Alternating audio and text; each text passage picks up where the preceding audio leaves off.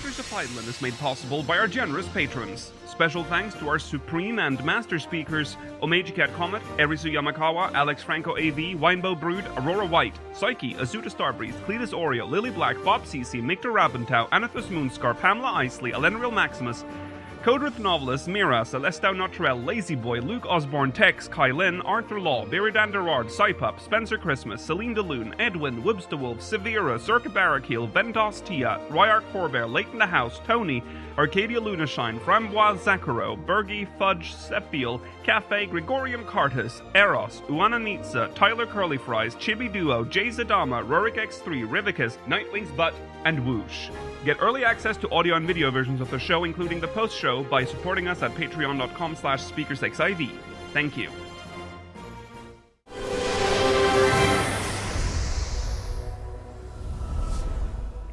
Good evening, Aorcians. Welcome to Speakers of Heidland, episode 501. I'm Lakeel Bravestone, and I'm joined today by Georgi Wiston, Mela Vanadar, and Rollo Des. Hello. Hello. Hola. It is April the 26th, 2026, and we are fresh off of the FanFest hype. Fresh is an interesting word. We're fresh off the boat is a term. I just didn't know where I was going with it. We're fresh. We're fresh. FanFest is fresh in everyone's memories as well. Less than 24 hours since the last day wrapped up. Hopefully you saw us there in the dumpster. Yes. Yeah. We signed some autographs. Yes. Gave out some garbage. Mm-hmm. And the car park walls as well. And we're going to break it all down for you today. It's going to be an XL episode for sure. No post show today. And also there was no recent events. Everything is just one big ball of FanFest, okay? So buckle up. Mogmail, of course, we will accept always. SpeakersxIV.com/mogmail to send in your thoughts, your theories, anything really related to the FanFest or beyond.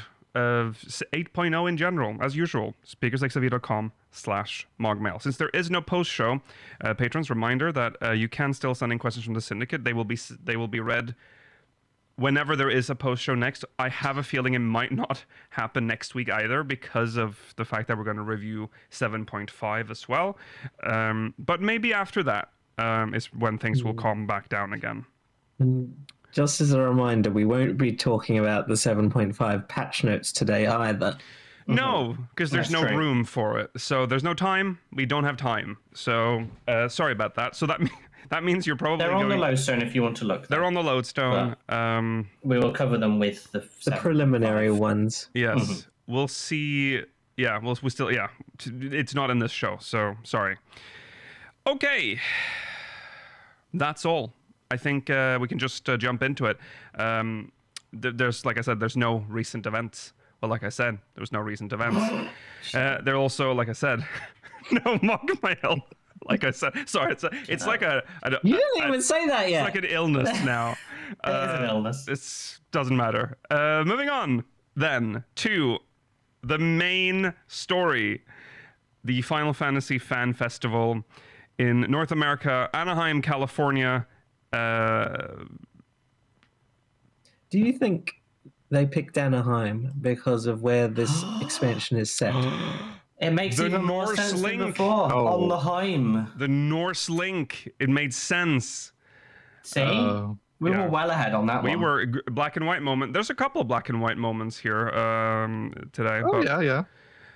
If you're seeing the lag, it's because I'm opening up the trailer, which is what's coming up next. Not for our audio listeners. For audio listeners, you're going to miss this segment, but you can, if you really want to hear our thoughts on the trailer, you need to go to see the video version on YouTube. It's a kind blessing to skip it on the audio. Yes, the audio. Oh God, only I heard that, but that was the loudest Peggy 16 I've ever heard. So that was unpleasant. I don't believe you. 16.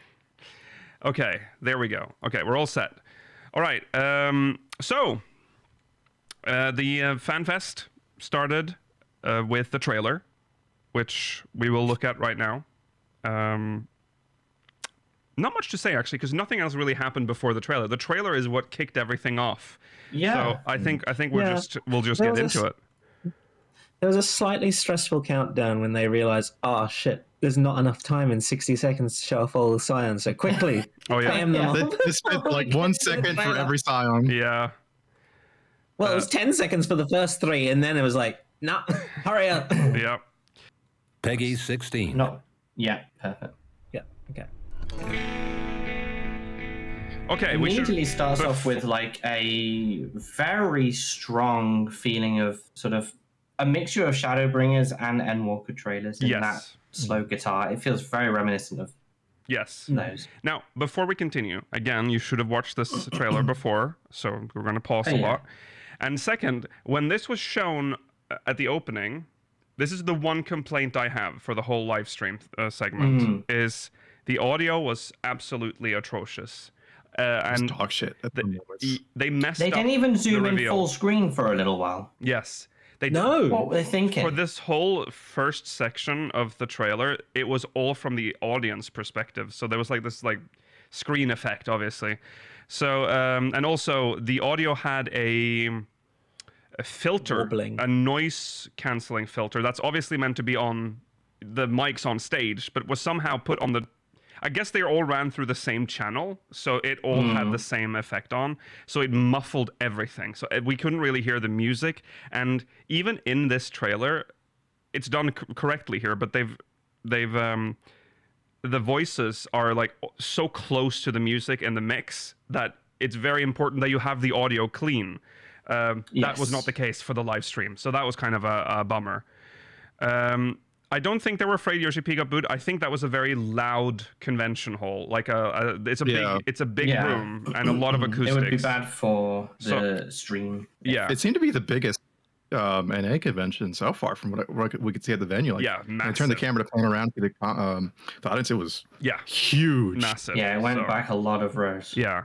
And obviously, there was other stuff happening in the background while they were doing, dev panels and stuff. So it makes sense to have the noise canceling on. They should have turned it off for the trailer, though. But, oh well. Anyway, so we get to see a planet... being destroyed. Yeah, it's a Phoenix being sundered, I think. Yeah. Big fire, and then purple. And now this was interesting because... was that supposed to symbolize Hydaelyn having a calamity? I think that's the final days. Yeah, I think so. Yeah. Oh, you mean like actual Aetheris? Like the I think this. So this is actually just the split. So this is the sundering. I think it's the sundering. Okay. It's the final days with all the fire and stuff, and then the sundering happens. That's what I think. That makes more sense. You're right. Yeah. Okay. And then we have Azem's crystal. This is the Azem crystal. It's a very esoteric trailer for non-fans, I must say, Yes. This is for the old-time fans. You'd only really maybe recognize this if you played Shadowbringers, because that's when they showed this in the Ocular. This is like the Allegan... Which is fine, but it's, it goes into the normal stuff with the proper CGI and stuff in a bit. But I think you kind of want that for a trailer. You want it to speak to the fans, but also not spoil people that you're trying to pull in. True. Hold fast to what you must and meet your fate without fear, it says. And then there's the key. In, and they fuse. Zem's thingamabob. So this adds to the theory of the key. No, we know. Do we know the key was left by Azem, or do we just theorize that the key was left by Azem for the? We have been theorizing that. We have no evidence. I think at this point, it's just the fact that it interacts with Azem's crystal. This kind of says that that's probably true. Yeah. Yes, and the key does show Azem's symbol. Yes. Lots of flashbacks to old expansions. And then they pull apart. And go forth, discover, unite the stars unto one. So yeah, this little moment here.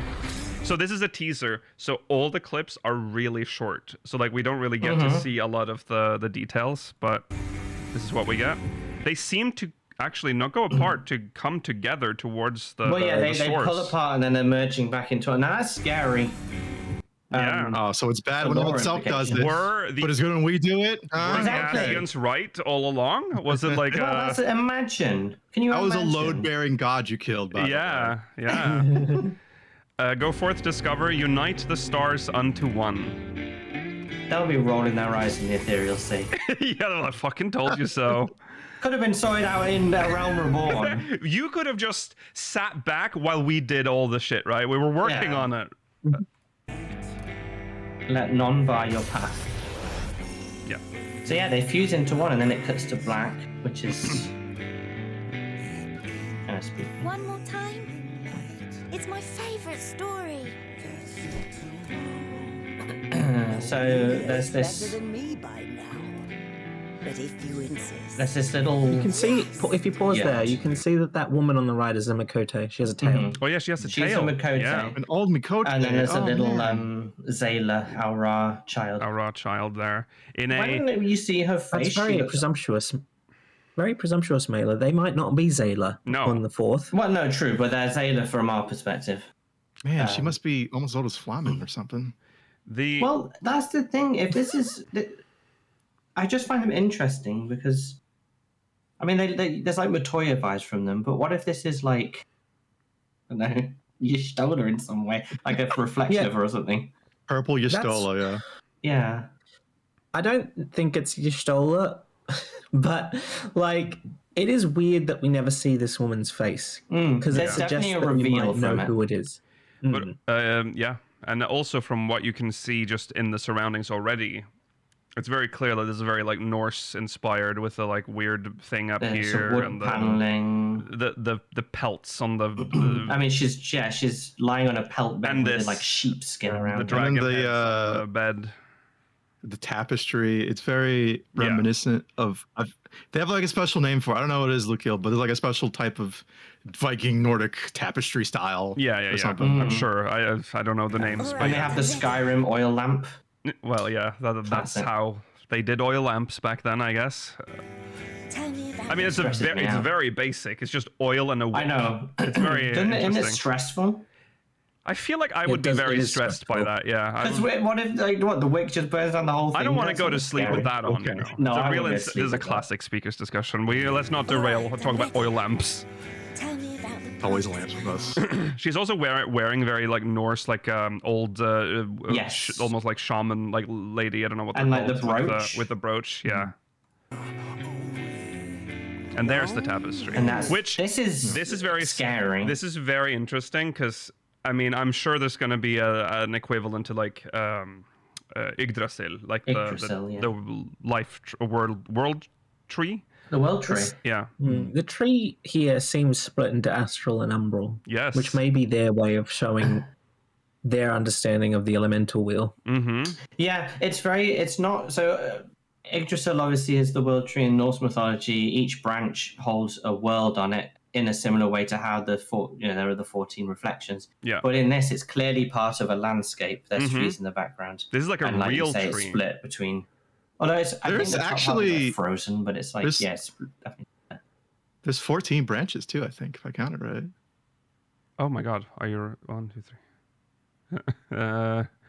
Well, I don't. Just about Maybe. 14. Well, it depends on how you count the branches, I guess. That's but- true. Depends on what you mean by a branch. Yeah, not Yeah. counting the little sprouts in the bottom, the little thing that's coming out, but I think it's about 14. So yeah, maybe it is their perception of the Yeah. cards or whatever. I don't know. Maybe. It Yeah. very well could be. I'm intrigued by it. In a time. few And then there's this left This is beautiful woven tapestry prospered, part of the anime. In like the runic type font. but the world was Kind of. rich in plenty. It reminds me of it's called the Bayou Tapestry. You know Yeah. the Norman one a little bit. Oh, yeah. Reminds me of that one. Yeah. It's without end. Sheep. From towering peaks. Sheep are sprang massive. rivers, Massive flowing sheep. into and feeding And then this And this is massive something thing. of import. kingdoms flood. I mean, just But it- from this shot, it's all, like giving Crystal Tower immediately. It's like got to be a version of it, hasn't it? It has to be maybe somewhat related. Yeah. Did the Elegants go here too? Like, surely not. I don't know if they were I able don't to. Well, the Really? Elegants never went to the first. They only went to the Void. No, or the Graha made the 13th. first Crystal Tower. I don't think they ever went to the 13th. They I think opened they a just portal. pulled things from it. Yeah, from the portal, yeah. So even here, like you can see something over here. There's like some sort of large, like a tower or something. Something there. There's like an interesting winding path world. Water springs forth from this crystal, by the way. Yes, there's water coming out of it. How does that work? Oh, that's crystal. Water crystal. We'll see it again in a bit, I think. And then some new enemies. And we pop up. Yes, these enemies look quite cool. From the way that we spring forth, I suspect we are going to get control of the ability to travel between shards very early, if not in 7.5. Yeah. Yeah. Well, we saw in the trailer for 7. Not to spoil 7.5 discussion, but that was the the bridge of light in that. So we've seen it already. We've seen the one end of it, and now we get to see the other end of it. Yeah. These enemies have little they're like little sort of Celtic knots at the top, kind of Norse knots. Yeah. Little tree knots in there. That's cool. Yeah. I love how he does a side kick into them. Good job, Snean. It seems like so far we've seen like 3 maybe cultures represented here. I think it's primarily going to be Norse, but there are some hints of Celtic as well. And then we've seen the... We saw the yurts. So is there more like... the yurts at some point as well, which is kind of steppe. Yeah, some more steppe vibes. That'd be cool. So these are 3 cultures that kind of blend, mesh together. They do well, work, I think. yeah. So yeah, it'll make sense. They'll never like expect the Viking Con. No. Then we see... This is the plot of this world. Yeah. It's frozen. You see there's a little Ratatoska there on there. Was there? Oh, I didn't see. There's like a little squirrel creature on the like, side it's yes. what are they called? We have those here. That's just a... Dwarf rat? No, wharf rat. Wharf rat. It's like a wharf rat, isn't it? That's what they're called. Wharf rat's one of the types of creature that looks like this. Yeah. Look, they have little well, first off, they use horses, as you can see. So no chocobos. Yes, that's true. Oh yeah, at the bottom. And there's butterflies, which is a link to a cat. That looks like a feline thing, like a panther. Maybe a panther. Yeah. Okay. There's butterflies, which is a link to Halmoret, maybe.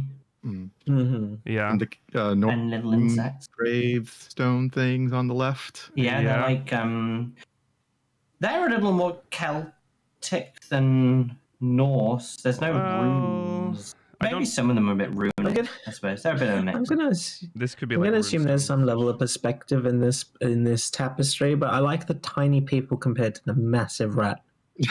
I'm hoping there's giant sunflowers instead of trees. Oh yeah.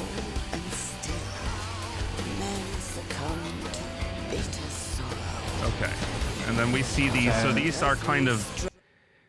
I mean, we were thinking Utos. Like these are. Yeah. On the patch site, they're called Arcane Colossi. Yeah. From unknown provenance. So they've really not given away, but. I like calling it a patch. I mean, I suppose it technically is. Yeah. Most people are assuming, that these are the Sin Eaters / blasphemies. These are the big of, bads. This expansion. It makes sense. And there are a number of them, so we have to defeat, 6 of them or whatever, the 6 baddies. There are lightning aspected enemies on Alexander as well. We just didn't really fight any of them that are like super massive. Yeah, that seems to be the case. What I'm praying for, and you've already touched on it, and it's guaranteed now at this point, we will get role quests, which will be just defeating. Oh yeah, the cardinal sins of this world. That could be possible, but do you not think they would want that in the MSQ? I feel like how did it work in Shadowbringer? There were the extra ones in Shadowbringers and Endwalker that were like the super ones. Shadowbringers introduces the role quests as part of the plot, and it is required to do one of them. Oh yeah, that's true. To proceed as well. Like that. That's interesting. Yeah, well, I don't know. You had to do them as well in Endwalker. You had to do at least one. You had to start them, I think. Yeah. You don't have to do any of them in Endwalker. You don't. Does it just breadcrumb you to the room and then say you can carry on? Yes. It leads you to it via the MSQ, but you're never required to do any. Okay. Well, they're kind of cool looking. Yeah. Really love this woven style. Yeah, it's so very cool. Very cool. I don't really know what they remind me of. They're a little like design Zelda-y almost. Like, I don't know, the like, yeah, they're just creatures. weird Yeah, looking. I can see I that. can see that. Yeah. They kind of remind me of Shadow of the Colossus. Colossi, Yeah. I guess. Yeah, yeah. Bit. Mhm. Yeah. Maybe that'll be part of it too. Maybe we have to like scale these things to like fight I'd them. love if And these that are would be like cool. just That would be cool. insanely huge. Yeah. Yeah. We had no choice but to flee to the sky. Yeah, any thoughts, by the way? Sorry, we're going back again, but they are. I mean, we haven't addressed the fact that they have something in their chest that seems It's like looks like a maybe that's- seed. Well, they call them arcane colossi, so maybe they're not. Maybe they're like summoned in some way or created rather than Well- being Mm, just corrupted ether. They could Maybe be they're something that they sort of like attempted to gain control of and lost their Yeah. control over, and that's what started the calamity. that's Maybe That's possible. true too. They're Similar to ancient. the fight for Electrope on the 9th. Yeah, Maybe they're like ancient weapons of war too, ancient to them. maybe. Yeah. And now they're just Yeah. like become mythological or Yeah. something. Yeah. Like, Like big maybe crystal they power had like a source. Garlean Empire / Allegan Empire who was trying to take over, and they caused this to happen. I mean, They're just running amok. they don't mention them being like bad guys or something in this trailer at all. I think right. They just Well, say they that said they're- they came They like came. with the cold. They came, Oh, and then the they cold had to came, flee yeah. to the above. yeah, so they were So- bad, I think. They have this They're platform definitely not helping them. looking thing above their heads as well, which is interesting. I don't know if that yeah, means that there's it was like, a bit Elden Ring looking. could there be a people here that came Maybe. Yeah. that live that on could top be- of them? I It could be very Xenoblade-esque, Like where you're Xenoblade, living. yeah. yeah. Because it's Every nation has their little colossi that they live on, or something. maybe. That could be. That's an interesting idea. There yeah. is some there. I mean, there is something going on up there, I think. We had no choice but to flee okay. to the sky. So they had to flee to the skies. So here's Which Well, something. it went up. It zoomed up, but this doesn't look like the sky. No, this No, is this is 100% still on the ground floor. Is this how they were able to get up, or I don't know. Is this that Yggdrasil tree, or is this just another big Maybe- tree that's frozen? It's like an evil, Is it fucked up possible- tree. yeah? Is it possible that they had giant crystals, similar to Final Fantasy 16, and that they sort of like exploded and then they had to leave because of Maybe. what happened? Yeah. Yeah. I mean, could maybe this, but maybe this is the source of the cold. I mean, there's definitely a wind coming from it. It looks like you see the Yeah. surrounding area around it. Like I mean, if this is the resource that they used for like their source of power in the same style of Electrope, and then they lost control of it, yeah. if Yeah. there were multiple of these, This could be why. This A lot could of be unlucky shards. A lot of it What's seems interesting- that, except for the first, that the other 2 out of 3 of the shards that we've been on, or well, maybe the void. I don't know what the void is different, but like they've caused their own calamity essentially. Like they. It seems that way. Void- Yeah. I think the Void started it because they were starting to like experiment with Oh yeah.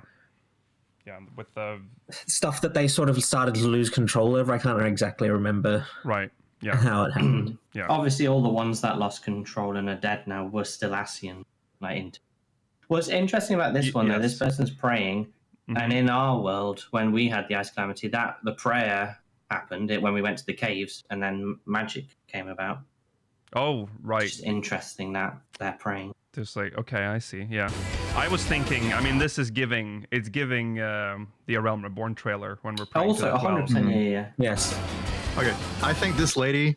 I think she might be on the poster. The same way we always have the mysterious lady on every. Oh, you think so? It's very possible. Yeah, maybe. Yeah. Some people might think she's the little Aura girl, a bit grown up maybe, and which makes sense. Otherwise, it's just an unknown. What's interesting is her outfit. She's clearly like a priestess of Yeah. some See, kind. you A think, nun of some you think sort. the Aurora and the start is a girl? I thought it was a boy. It's quite Oh, true. non- That's true. Yeah. Really? gender specific. Oh. Oh, It's just the vibe I got. I- I don't know. she seems pretty small. I don't know. It seems very Aura, Femra. Yeah, Look. I don't know how. A child. Well, I don't know. I don't how, think their when- size matters. No, at not a that point. child. Not a child. But I. We're talking about they're- this one. Oh, you're talking about the one at the very beginning. At the, Well, no, the yeah. one at the start as well. Yeah. Oh. This is clearly a woman. Okay, they're a kid. It doesn't matter. Yeah, It doesn't matter. It doesn't matter. Yeah. Oh yeah, That's- maybe I that's was just supposed to trying to go draw a for it. connection between the two of them. yeah. That maybe it Just to was that person grown up. Yeah. But But this then guy, she turns into dust. He's interesting. yeah, she disappears. got, Scary man. He has one eye. They highlight this Yeah. in Yoshi-P's talked about this since Odin. then. It's Odin. It's Odin. That's him. I like Odin was a male Al-Ra the entire time. Look how big his horns are compared to. I like that you did that. Like It's like a to secret. really highlight to people. That's what they're going for. It's Odin.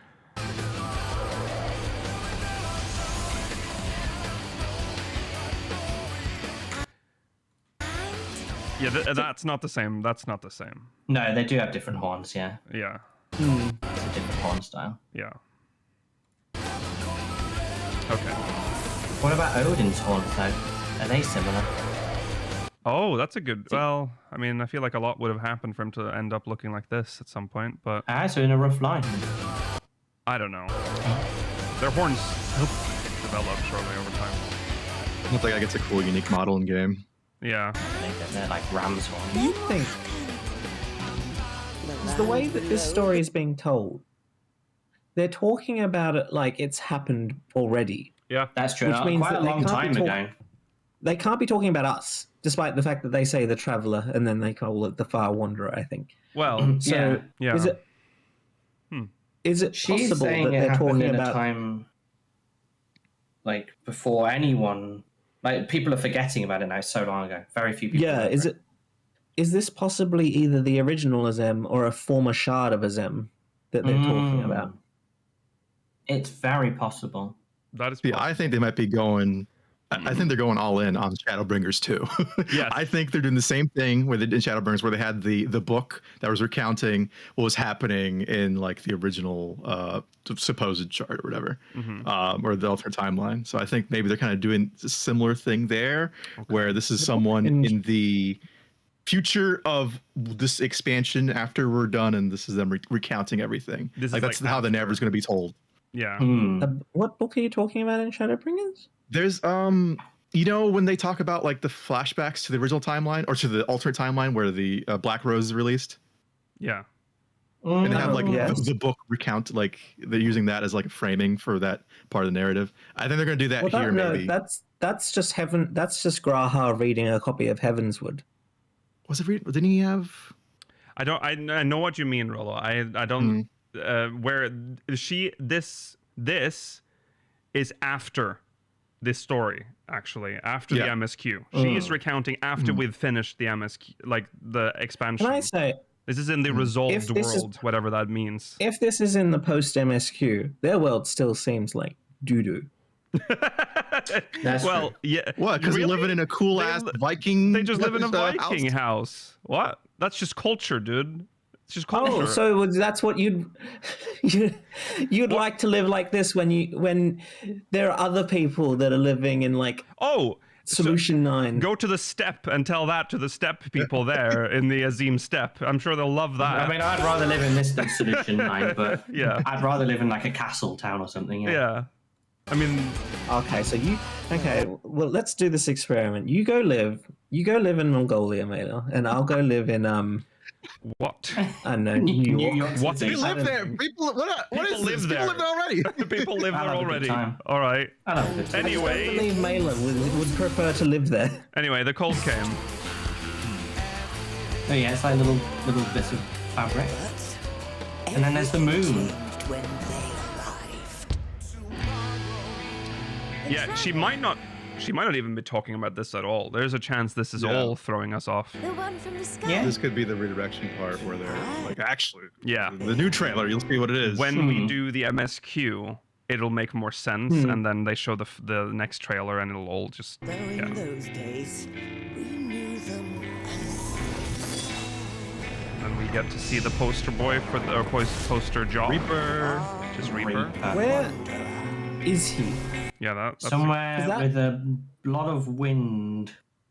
he's Because what's he standing on? Looks like he's on an airship It almost. looks like a Guardian ship or something, yeah. yeah, he's almost like like an yeah. I think Or you know what?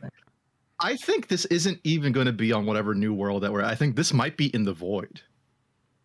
Oh, maybe. Like this, Okay. Or this on the would be 9th. It's a Yeah. very Could lightning. be on the 9th. There's lightning, yeah. I do think it's also possibly on top of one of the giants as well. That's also that's possible also because possible, it's a yeah. curved, whatever he's on, it curves down, so it's definitely like a round structure. Yeah. There's something in those. Do you see like here? There's some. Oh, that's like lightning strike. Where are you? Oh no, hold there. on, no, that's just a cloud. I'm trying to see if there we can It's like glimpse heaven. anything in there. Is it just heaven?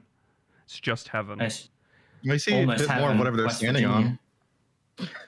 Yeah, we saw. If you go, we saw that if in you go- back here. Yeah, we can. no, if you keep going forward, the Oh, there's camera another changes to shot? face him, Oh yeah. and you can see a bit better what he's standing on. All right, we'll go over. Hold on. Oh, there we go. It zooms out, and then it like I see.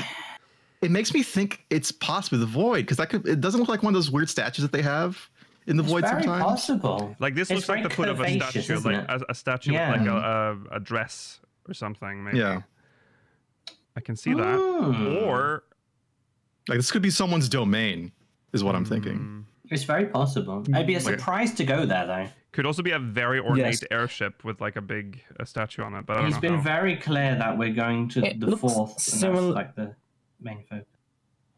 It matches the aesthetic of airships as they appear in Final Fantasy 16. Yes. Yes, it does a bit, yeah. Yeah, I can see that. Why Very is snow. this It's heaven- coming from the heaven? portal of snow to the. I don't know. Maybe that's the portal to that world is going through the void. Maybe. Maybe. Okay, there we have. And then the title, Evercold. Evercold. The most I mean, mono art ever. considering Yes. I like it. I I mean- mean, cool. I like your theory that Aura girl will be in the key art. She's on the Yeah. the main logo. Yeah, yeah, I'm but, gonna suspect she's pretty important. But there's always She the might be mysterious important. girl, and I'm pretty That's sure the mysterious girl this time, maybe. Yeah, possibly. I think they're really tipping their hand with this expansion as to who Yeah. the mysterious girl is. So we have the title, I think the patch art should be Evercold, the old woman's face. and Yeah, Evercold. coming Weird January name. 2027 as well. Yeah, people have been. Yeah, that was a So two things. Like, we can talk about the date and the title. Let's start with the title because Evercold. Weird. People say it's weird, but they say that every time. Every time. No one would there's have a ever new guessed this one. This one Endwalker. was End. That's weird. Yeah, Endwalker was a bit weird. What's that? And then Shadowbringers worked though.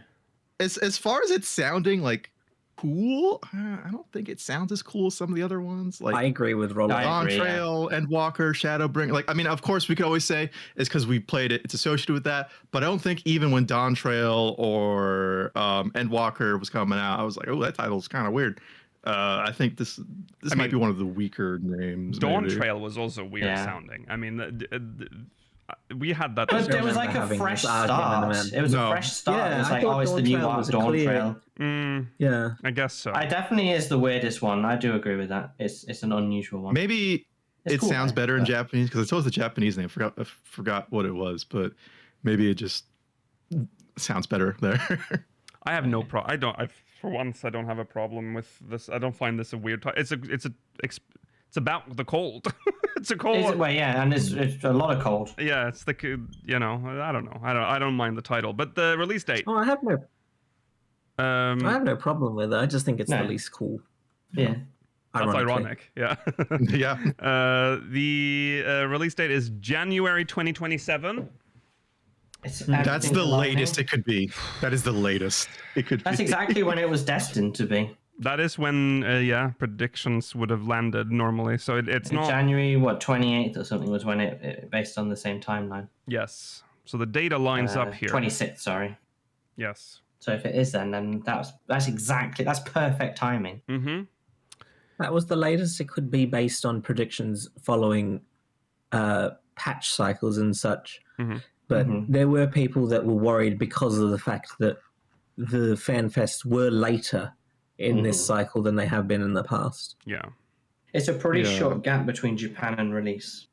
Yeah, I think when we talked about it last time, we said it either had to be in January before Chinese or Lunar Year, or in March before like Golden Week or something. Yeah. As far as like avoiding kind of major holidays there. I also think we said that it couldn't be any later than March. No. Yeah. That would be crazy. So yeah, that's the release date. We can move on then to the actual keynote. The keynote started with Yoshi-P on stage. Godless Realms is an interesting choice because there's a lot that could mean. It could just mean, it could mean like a faithless people, or it could be a world where their gods have abandoned. Like, there's a lot that it could mean there. I mean, technically, all the realms are godless now. Yeah. Well, they are. Yeah. That's true. We've ruined that. I think I'd be godless too if I lived in one of the worlds at a calamity of like whatever element. Yeah. They seem pretty dire, but damn, They original haven't is fake. calamitized yet. They're still there. They're Yeah. midway. Yeah. Midway. I'd be pretty okay with like water as long as I lived on a mountain. Right. Cold is one of It's the bad always ones. raining. The crops will grow. He said, so if it wasn't clear, this is the start of a new storyline, like a new main overarching story. So this seems to confirm maybe that we are now, for real now, we are done with the like single expansion stories, that this is going to be like a longer spanning storyline, a saga. So Dawn Trail was the realm reborn of this, so it sets us up because we've got the key and everything. But it was just we didn't understand. Yeah, I think it was always the case that Dawn Trail would set up the saga, but it's hard to like. It's hard to bring people in and say like, yes, this is the start of a multi-year saga. We're just like, if you play this, you better be committed for the next 10 years. Yeah. It would also have been very Even though funny they did say to that, but it is scary. Yes. It would have been really funny to go, welcome to Dawn Trail. This is the Godless Realm Saga. We're going to the New World, Tural. Yeah. There are some godless heathens over there. Like, I don't know, weird. I don't think they could have announced it that early because I think that would have given things away a little bit as well. Yeah. Because the whole time with Dawn Trail, they were like, oh, it's a summer vacation. If it would have been a interesting dichotomy to present both things at the same time. Yes. They've taken enough focus away from Terral. They don't need any more, okay? Okay, so you reveal that we're going to the 4th. We're going to have to go through these ones a little quick, because these are just a very... It's just a picture. These are just There's no pictures. subterfuge this time. No. Not like the Shadowbringers. We're taking the fight to the Garlean Empire. Well, no. It's a reflection fallen into ruin, is what he said, ravaged by ever-spreading ice, and with whom will you make it? What awaits you there, and who is the Wanderer? So he's just... the Warrior of Light's next great saga begins now! Whoa. Okay. Who is the Wanderer? Makes you think that, like, it's not us. Yes, it probably does. isn't us. Is it... Was Odin not known as a wanderer as well, Mela? I confer to you. You know more about Norse mythology than I do. I believe he's he the was Viking called the boom. Wanderer, wasn't he? Yeah, I think so. Wasn't that one I of think his Oshon names? was based on... I feel like that's what we thought Oshon was had a very long He was ago. definitely... mostly depicted. You remember he was like the wizard with the little hat and beard. Yeah, right? Yeah. he just walked in around. his guise and, as like- a wanderer. Yeah. So, maybe. It'd be cool if he actually is a reflection of Odin that we have on our... That would be so cool. That would be like his... Yeah. That would be strange, but yeah. Okay, so... Are you saying Odin would be a reflection of Oshon? I don't know what I'm saying, to be honest. Like Odin is a reflection of the Odin. The primal We have Odin, the primal, on our... Yeah. It would be interesting. But what's Odin yes. based on? Like, I can't even remember what the lore of Odin is in our world. He's just like... It's a little... He has the Zankatsuken. That's like that's the primal, right? And he possesses people. Exactly. Yeah. the that's how it sword works. is the actual primal. Yeah. Yeah. Yeah. So Whoever originally had it maybe was like the original Odin. the original That's why it's Odin called must have Anaheim or existed at some point, surely. So... whatever. Yeah. Okay. Well, in our world, Odin is the sword only, but did it come from... Well, the sword Zam Tetsuken still in our world, I think. So Odin Yeah. must be the person possessed by the sword. I don't know if that's a title rather than the name of them. We're gonna But there have was to- probably an original Odin. We're gonna have to dig Very up funny some more to lore. Tell us in the comments. Yeah. to have the the Nordic god Odin carry a Japanese Far Yeah. Eastern blade called Danketsuken that he stole from an Aura warrior, apparently. Mm-hmm. That's Okay. It's complicated, It's but it's very complicated. Japanese. yes. Okay, so he moved on then to show some concept art here of Look how good it looks. Oh, dungeons I love and concept art. locations, Very nice. which we'll get into a little bit, and then some actual in-game footage of some of the areas. We'll look at them now. Here is another shot of that area with the crystal. you can see that tower that you pointed out on the right, Yes, there it is again. where there was the there's little the- farm. Yeah, Yes. There's Attack on Titan wall too. yeah. Yeah, There's there's a huge Attack on Titan wall. yeah, Though I'm guessing maybe that's just used to hold in the water on this floating platform or something. maybe. It's so I Yes, just this is- don't understand their world. No. I assume, based on what we know, that this is a floating continent of some ilk, or Yeah. at least island. Yes. The again, you can see the serpents like- or whatever these are. Yeah, These they look like the Norse-looking fronts things. of ships. Yes. Another shot here from the settlement near with the docks, and you see they have long nice. ships with that's the style here, long ship with the big. Yeah, Be able really to dive cool. into that lake. I hope so. Oh yeah, for sure. I would assume. Cool etherite. Yeah, cool etherite with like some sort of thing floating on top. Yeah, it's very cool. Little capstone, Yeah, it's like a pylon from like StarCraft almost. Yeah, I can see that. it does. They're There's That's cool. the serpent who they call a dragon. Protoss. Yeah, they call it. Yeah, well, They keep calling it a Yoshi-P. dragon, which I don't like. It's Yoshi-P definitely was dragon means sold as a something- dragon. Yeah. Dragon means something very specific in our world. But maybe in their world, it's these different were there. dragons. Yeah. I do like that design a lot. It reminds me of Zenith a bit, but I really like the white and gold. It looks very good. Zenith, but like not fucked up and destroyed. Yeah, Yeah.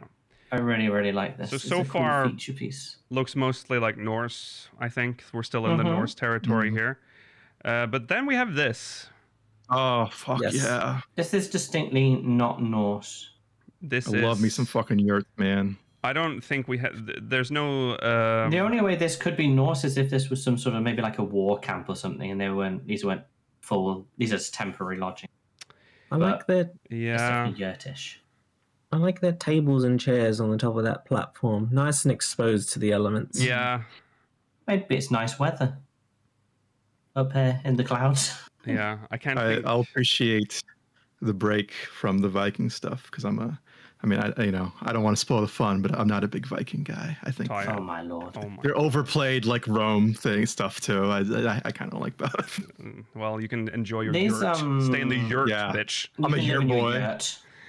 These These like towers almost look like clocks, but I think they might be. they look like like fans. windmills. Yeah, like wind. Yeah, Yeah, fans. They look like fans, yeah. There's a big windmills. windmill in the background, which is different than this architecture. Yeah. So it's very strange to what these do. And then we have. Well, this seems to be in the same area, but okay. Now I see the Norse thing again. Actually, these are Norse buildings. They have the Norse Well, it's dragon Norse heads. entrance. on top. Maybe they Yeah. aren't yurts. No, my yurts. Well, they're a fusion. There's fusion, obviously. Yeah, they're a fusion. Um, And this is where you can see that this is definitively a floating location based on Yeah. the airships in the bottom right. yes. And they have is- cool airships there with like weird docking, like magic blob bits at the front. Yeah, Yes. they look. I said it on stream when we were watching, but this looks very like. This is what I imagine like a modern 11 area would look like. Yes. Yeah. Very much. Yeah, I can see that. Yeah. Yeah, that's one thing maybe that I would say is not that exciting is the brownness. The brown filter on this is just It's a bit brownish. it's Yeah. just I mean, this is very the only brown. really brown area so far. Well, It might just be the weather as well. I mean, even when we see here, it's like it's like I mean, I love the this is like lighting. woody, this is though. 14, I'm afraid. Yeah, it's This just is like 14. you know. But this part is very very This is an arid like desert. Yes. Yeah, this is the closest you're getting to Bastock in this game. Yes. And here we have it again. Yeah, obviously they have a lot of airship technology because we are assuming that these are just all floating islands that they have escaped to above the ground. They did say too, the area previews, I think a lot of the lighting isn't even done yet. So Yes. that's why it might look a little janky as well. That's true. I mean, that's kind of similar to the ninth, at least with Solution 9, where like living memory is so high above like the rest of the shard that it's not affected by the calamity. True. Oh, Yeah. that's true. Yeah. Oh, but man, if they are doing like the depth kind of nomadic thing, imagine like nomadic sky pirates, or something. Rollo Like going into so much a they Norse could do. expansion, being like, "Oh, I can't wait to see all the step stuff." So you. What of the Mongolians? Okay, and then we have This farm is field. quite vibrant. Yeah, this is quite. Yeah, I really hope we get to run through these wheat fields because they've only ever teased us with them in the background, really. Mm-hmm. And now that we have the graphics update technology to make the plants like float around you, we can just have the wheat flying around as we run through. Yeah. I What a want to lovely time. lose my Lalafell friends in the depths of the wheat. We can finally abandon all Lalafells in the wheat fields. And then we have Lalafell of the corn. Then we have another shot here of like another settlement, and you see these little small. This is cool. Like hobbit homes or something. Tiny little houses. They will make sense in a moment, I think, but they are curious. These remind me of the little mounds that that exist in Ilmeg with the pixies.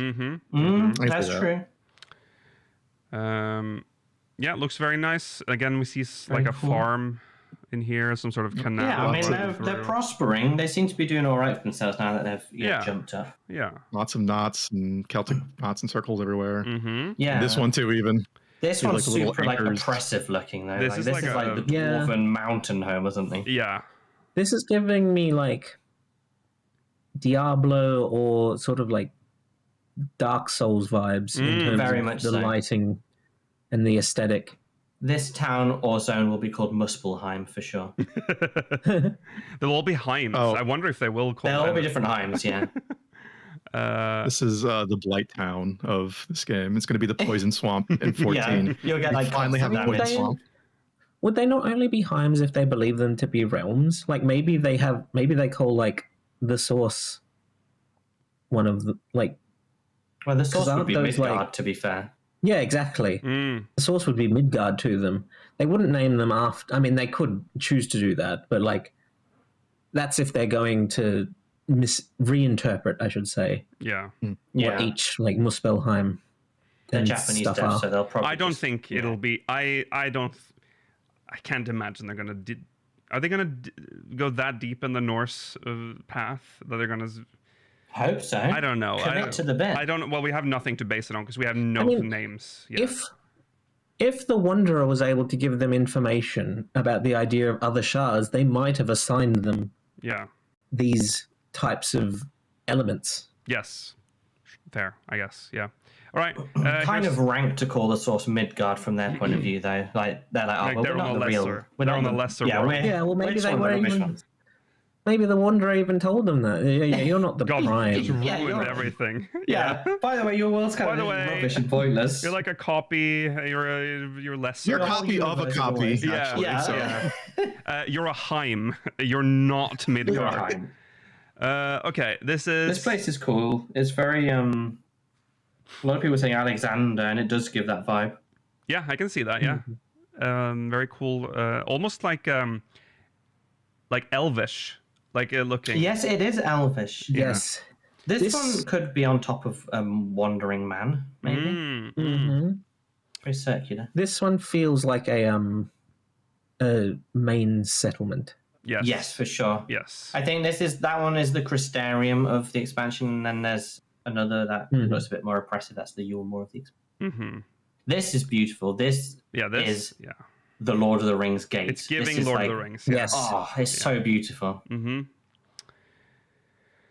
He'd mentioned when we saw this picture that there's like a blend of like organic as well, like in the designs. So I mean, I guess he's referring to the fact that there's like trees growing into like the like roots and stuff.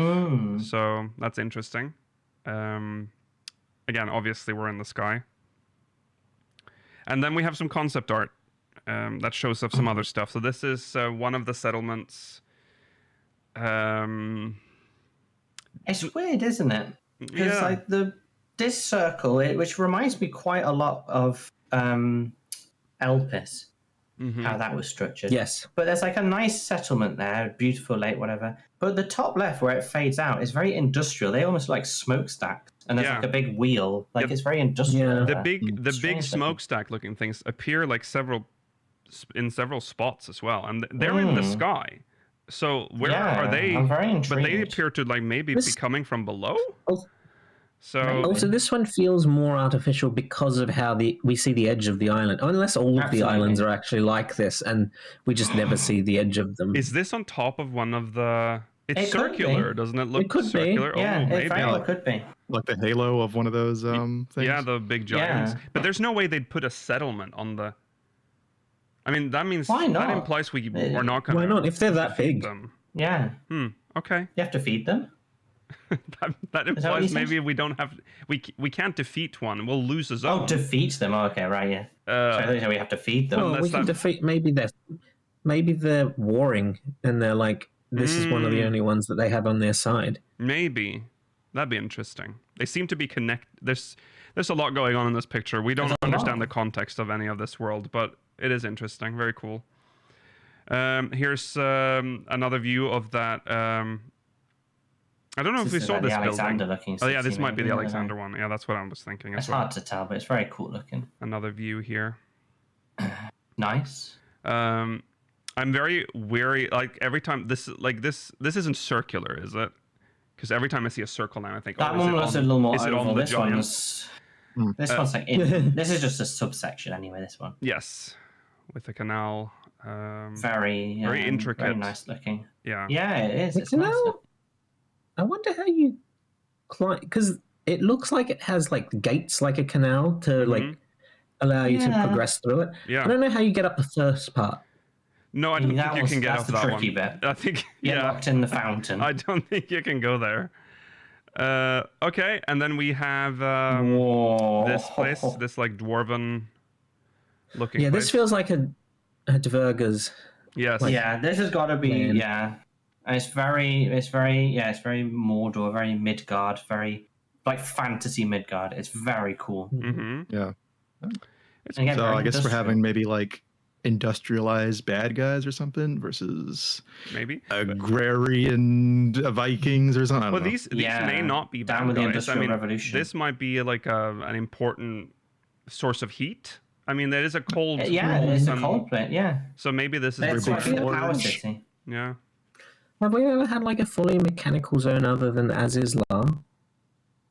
No, I guess not. So. No. Elpis was a little like artificial, but it wasn't like this. No. It wasn't like this where it was like a manufactory or something. No, this place is because this is like high fantasy industry, which is like weird. Yeah, it's like, really cool. Yeah, mechanical.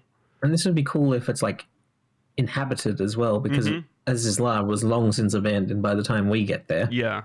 I'd love this. Yeah, this is. I hope people are like this are working here and living here. I mean, I hope they are dwarves. Yes, I hope so too. Maybe. Well, there'll be Lullafell, if probably. Well, there is a new race as well that maybe they couldn't do that. They look a little dwarfish. They do because they have the beards like. Yeah, and stuff. They look a bit too warm hot, for this place. Yeah, it would be hot actually, and I think because the reason they have the cats that they're based on have all that fur is because of where they live. Yeah, this doesn't exist in real Scandinavia. But dwarves are fat and hairy. They are fat and hairy. That is true. Fantasy. That is, and they love it. Yeah, I guess so. We'll yeah, but they don't.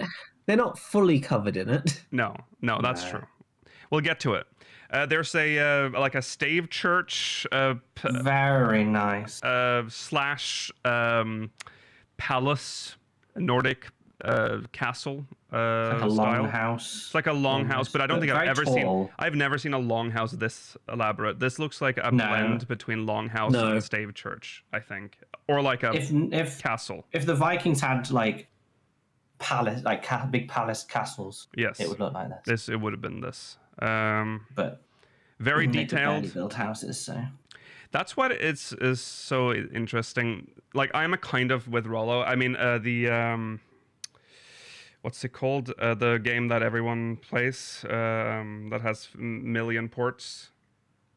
Elder Scrolls. God of War? No. Skyrim. Just ruined Norse for me in all games ever. Oh my! But what I like, and I hope they do this right, is that one thing that I do like about Norse themes is that it's always so. There was one thing they prided themselves on, that was detail, like just carvings everywhere, like really high detail carvings. If they can do that here, I'll be impressed with 14's engine. Oh yeah, make that pop.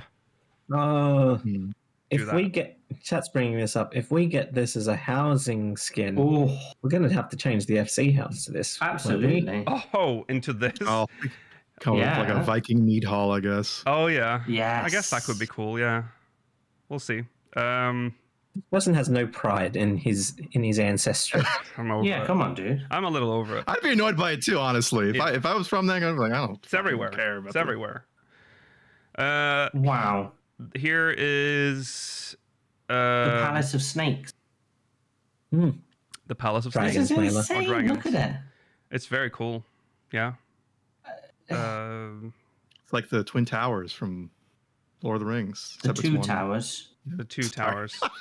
Different I'm towers. American. Leave me alone. They're very different towers. Never forget. I like this thing in like a portal. I don't know what's going on here with this design. It's a lot. It's very over the top. Has ringy, isn't it? Yeah. Very cool. If you look at like not the tippy top, but like just above the second like dragon or serpent face or whatever, it looks like a frog helm. Like, you know, those big jousting helmets. It does, yeah. Frog helm. It really does. Yeah. And almost like antlers at the top. Yes. And then we have this here, which is this kind of gave me Gridania vibes immediately, but when you look closer, it has more. Yeah, it's like beach Gridania. Mm-hmm. The depths of that hole in the water. Yeah, that's definitely a spot for you to dive into. Yeah. And then we have more concept art. So this is Yulemoor, I would suspect, if there is one. Yulemoor. This, like the other city. Do you think this is the secondary settlement? Very possibly. Like the Tome City, or I guess no, it won't be Tome City anymore. Oh, really? Because I feel this is more like a zone. But this is... It very well could be a zone, but... This is the Dwarven land that we saw earlier. This is like... Yes, it is, yeah. Just around the same. Okay.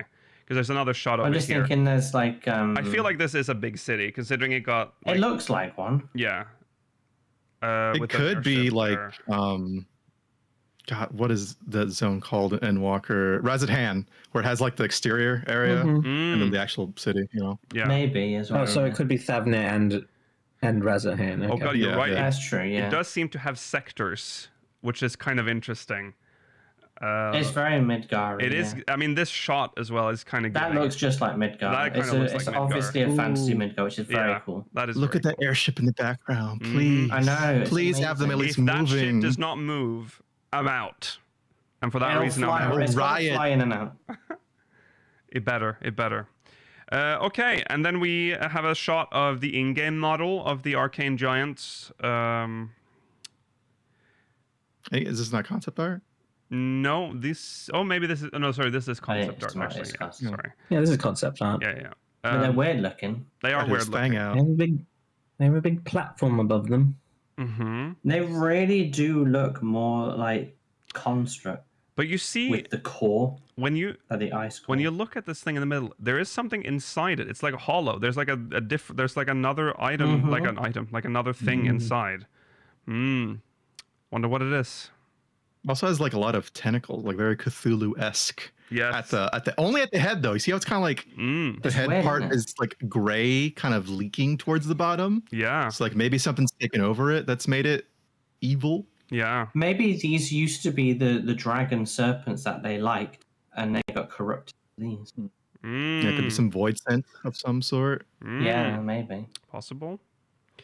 Another artwork here of a city. It ain't looking like this in game, but it looks amazing. Yes. Right, it's concept art. Yeah. Yeah, concept art always looks good. And This is the is this the main city, you think? This has got to be the Crystarium because it's got the shops on the it's got sides. markets and It's clearly a massive etherite. Mhm. This has got to be it. Imagine idling here, man. Oh, Get out of Limsa. Stop idling there. Idle here, please. this is the future, guys. Yeah. We got to idle here instead, please. and then we have another shot here from the markets.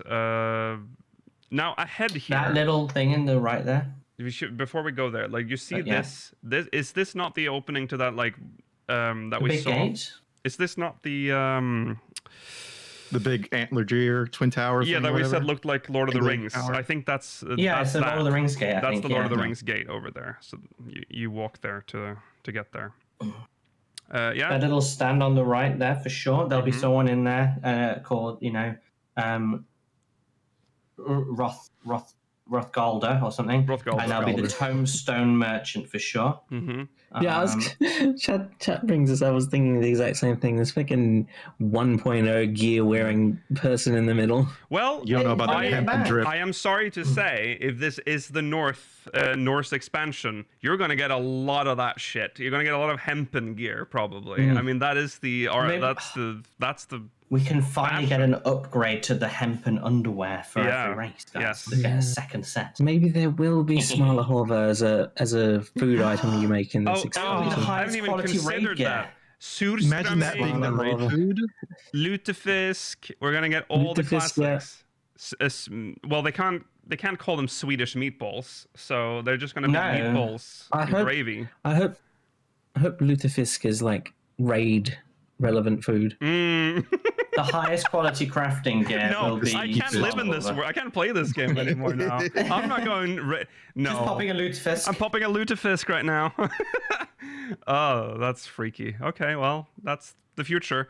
And here is Whoa. a shot of. the Elven Forest. So I don't know if that. See, this is Yeah, go on. this one to me feels more like the secondary settlement. Mm. It Oh, I very can well see could that. Or a be as dungeon. well. Yeah. It's always so confusing as to this feels really different from every other concept, so I can't really even say Again- where this might be. again, I guess for- that's the big stave churchy things. Well, this one looks narrower. This looks like an actual stave church at the top there. Than Yeah, The previous one we saw. But that what is But they're like- presumably the etherite looks a lot more like the key than an etherite. It does. Well, we usually get 2 different etherites per expansion sometimes. Maybe not this time. I don't remember if we did this time. It depends on the realm. Yeah.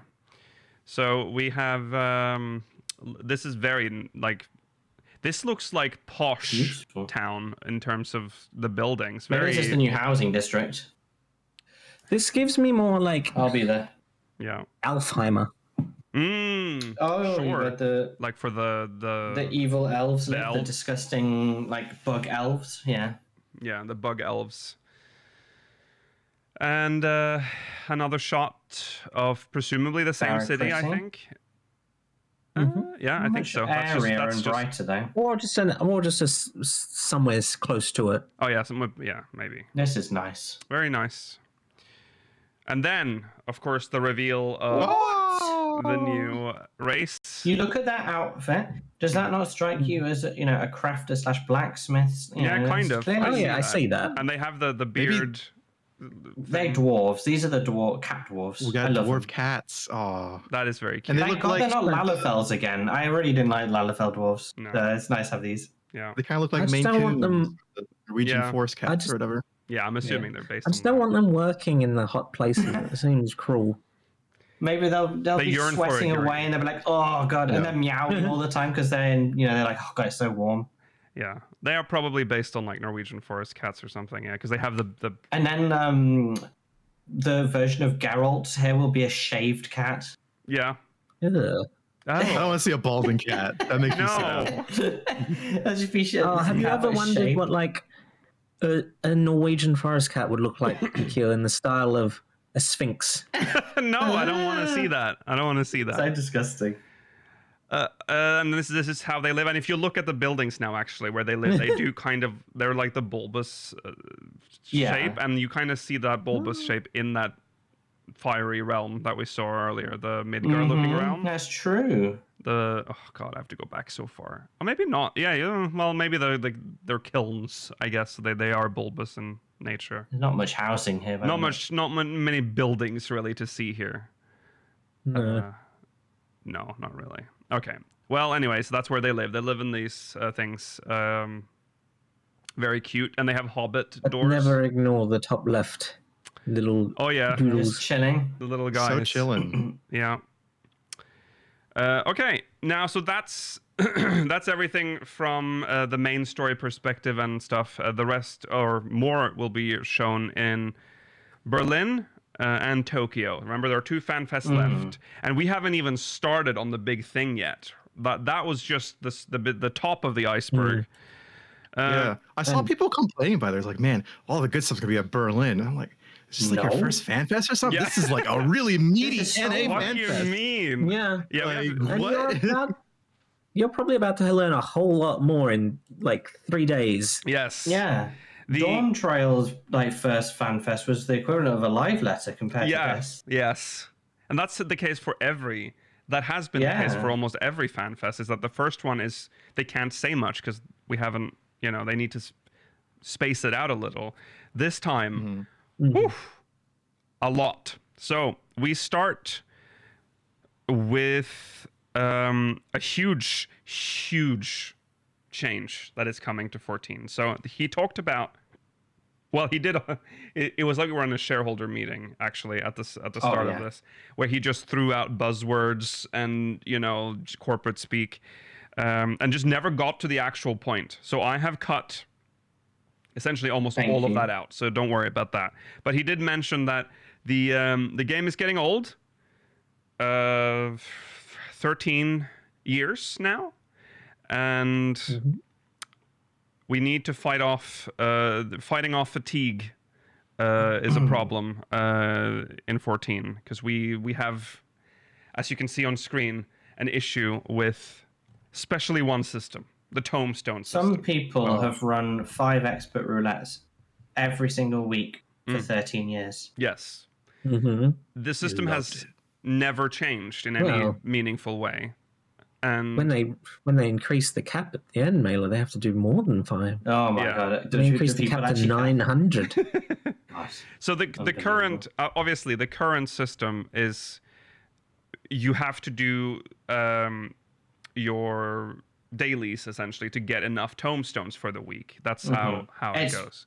Very rough to get them on in one day because you lose the bonuses. Because the bonus is daily, and so you have goes from like 5 experts to, I don't know, maybe like 10 experts or even more. I don't know. Yes, quite a lot. Yes.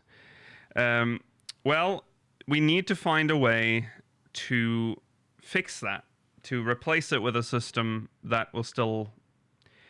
He was saying that it's difficult for new players to get into this system because it's an archaic old system with lots of old currencies, and like, why do I have to do this?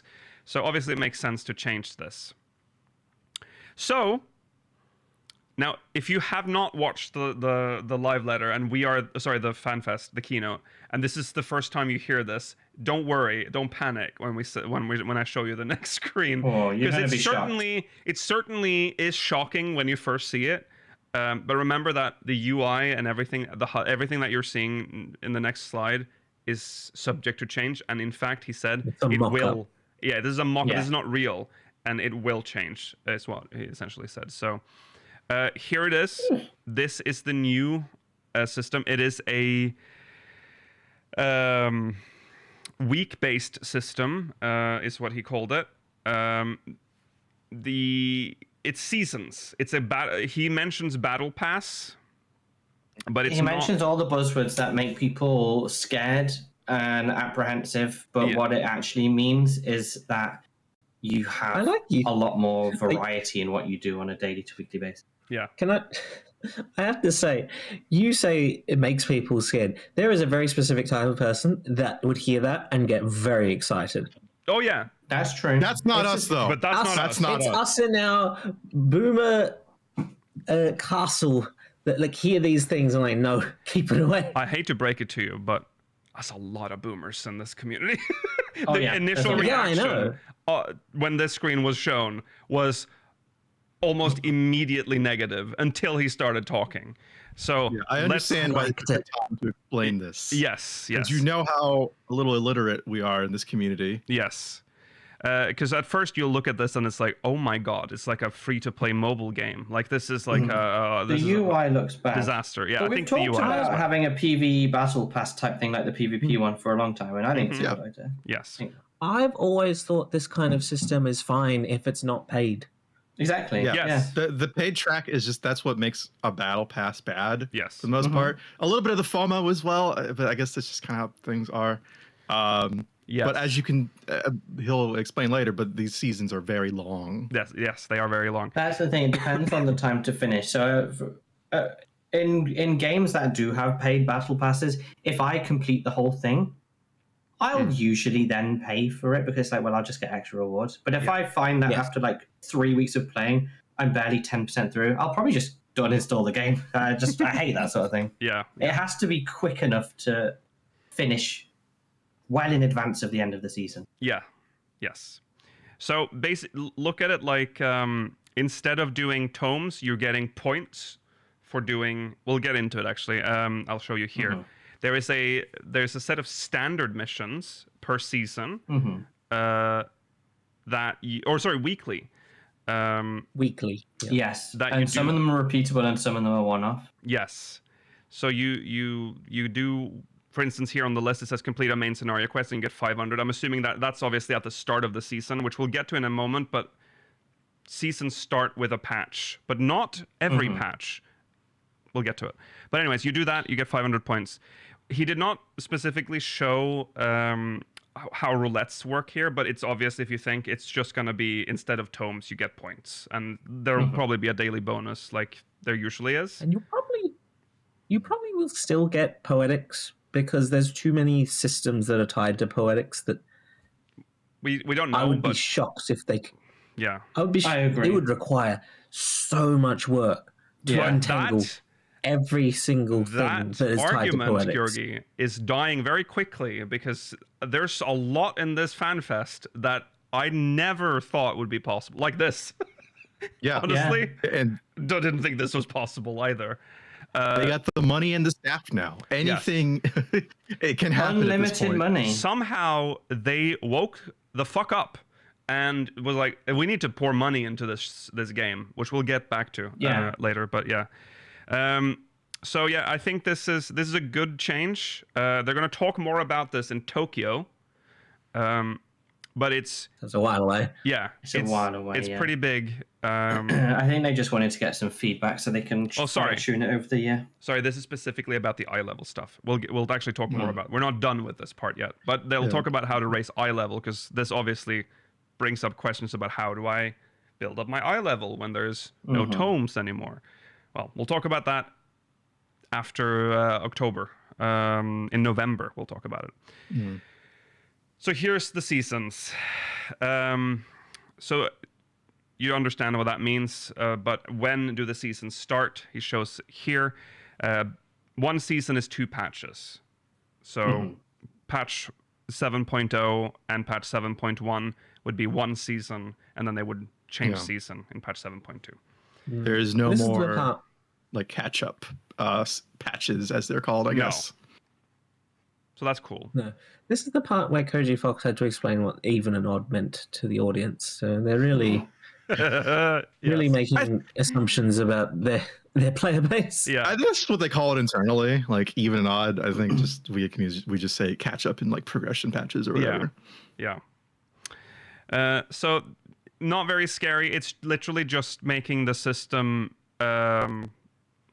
more accessible for everyone, regardless of playstyle, essentially. So this is good. It's not that scary as it sounds.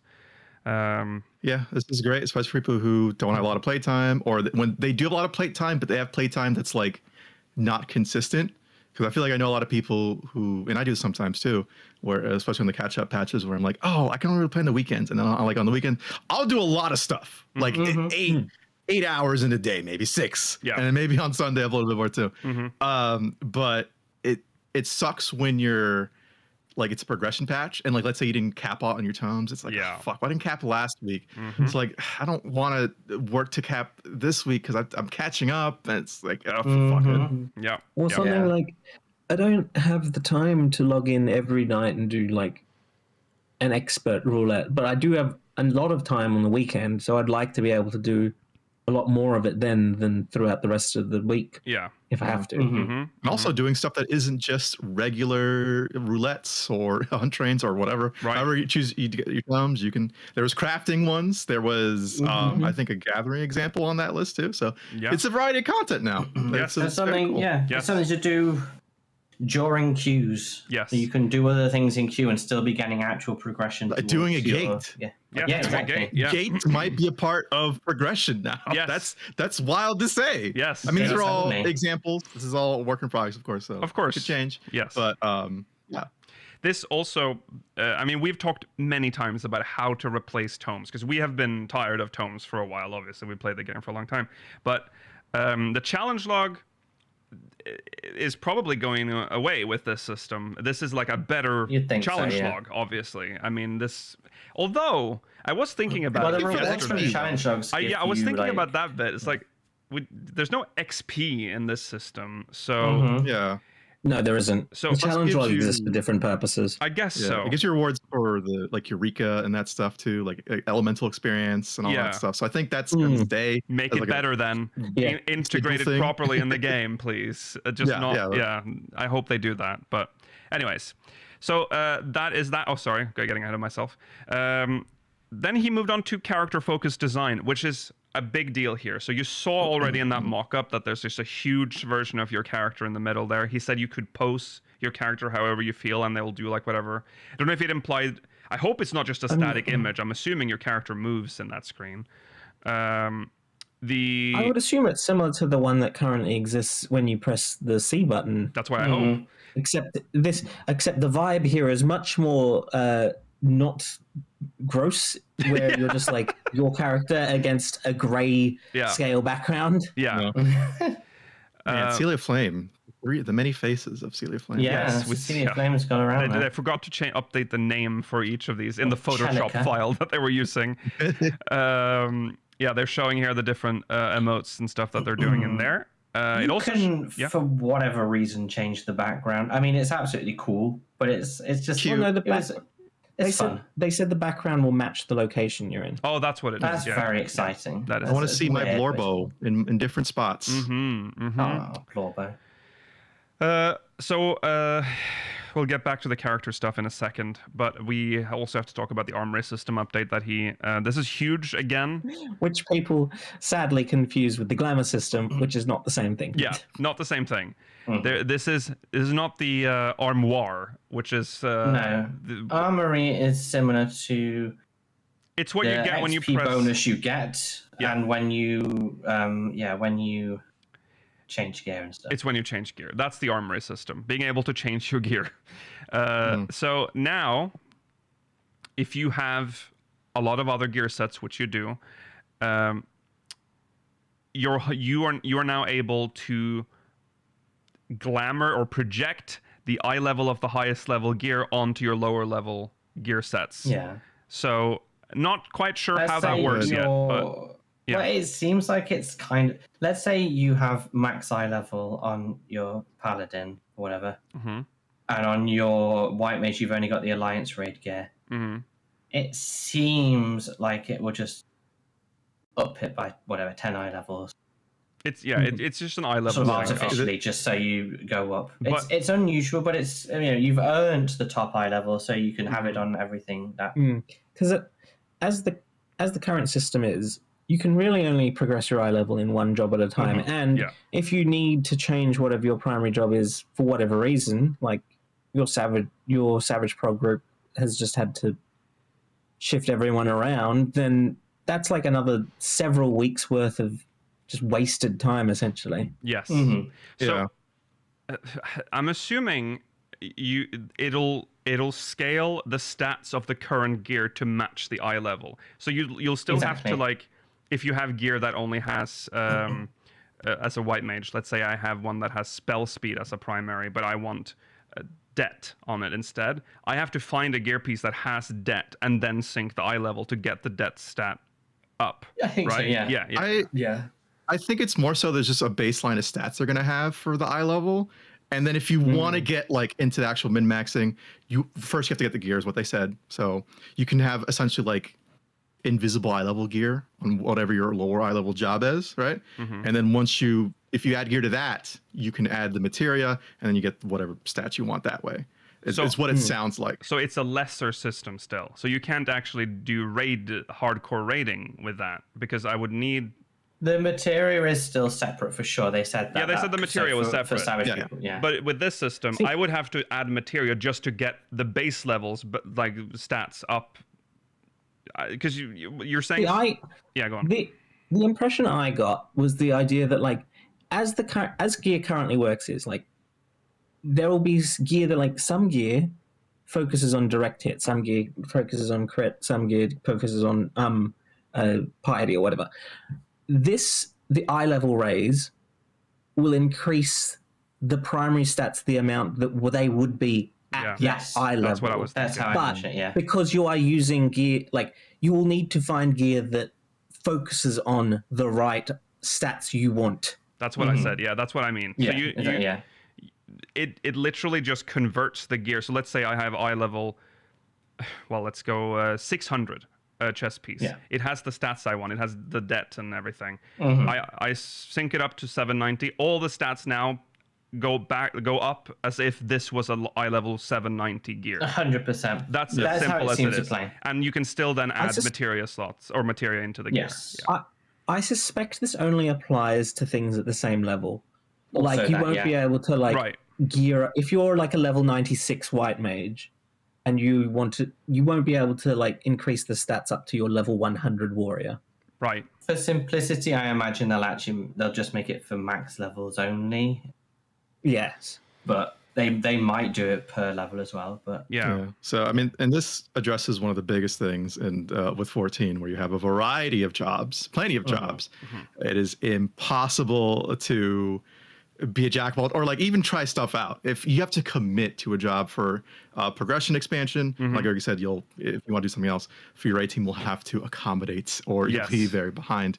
Yeah. So I'm assuming this will let you at least get your foot in the door with another job much easier. You still have to do some gearing, some materia melding, but it is much, much easier for raiders to kind of toy around with it. And then for everyone below raiders too, it is like the ultimate playground for playing whatever you want at whatever time. Yeah. If you're just doing queue with your friends, you don't have to worry about idle for expert or something. You can just like, I'll do this time or something. Yeah. Yes. So just to simplify it, it's level sync. Someone even mentioned in chat, we have there are certain dungeons where your gear is synced as well, like leveled up, and you get the plus, and they turn yellow and go up. It's the same system. The gear you have, the stats you have on the gear on that lower level gear set gets synced up with the stats that are on the gear, as if it was a higher eye level. It's quite simple when you think of it like that. If you want a more concrete example, look at the earrings that you get as a pre-order. If you're someone that gets pre-order bonuses, they sync up to a certain point. It'll be like that, except for other pieces of gear. Yes. Yes. Okay, so that's good. That's very good. It's just a great quality of life update. Yeah. So I never thought they would do something about it at this point. Yeah. But they've done a lot about things I never expected they would at this point. Yes. Okay. It will also mean like that you'll have like you can have essentially a main that you do all the main gearing on, and then just project the eye levels down. On the other. We jobs. will no longer have those issues where, and I'm not going to name names, but someone might have leveled, their astrologian, for example, to level 100, but is still in like level 60 gear or something.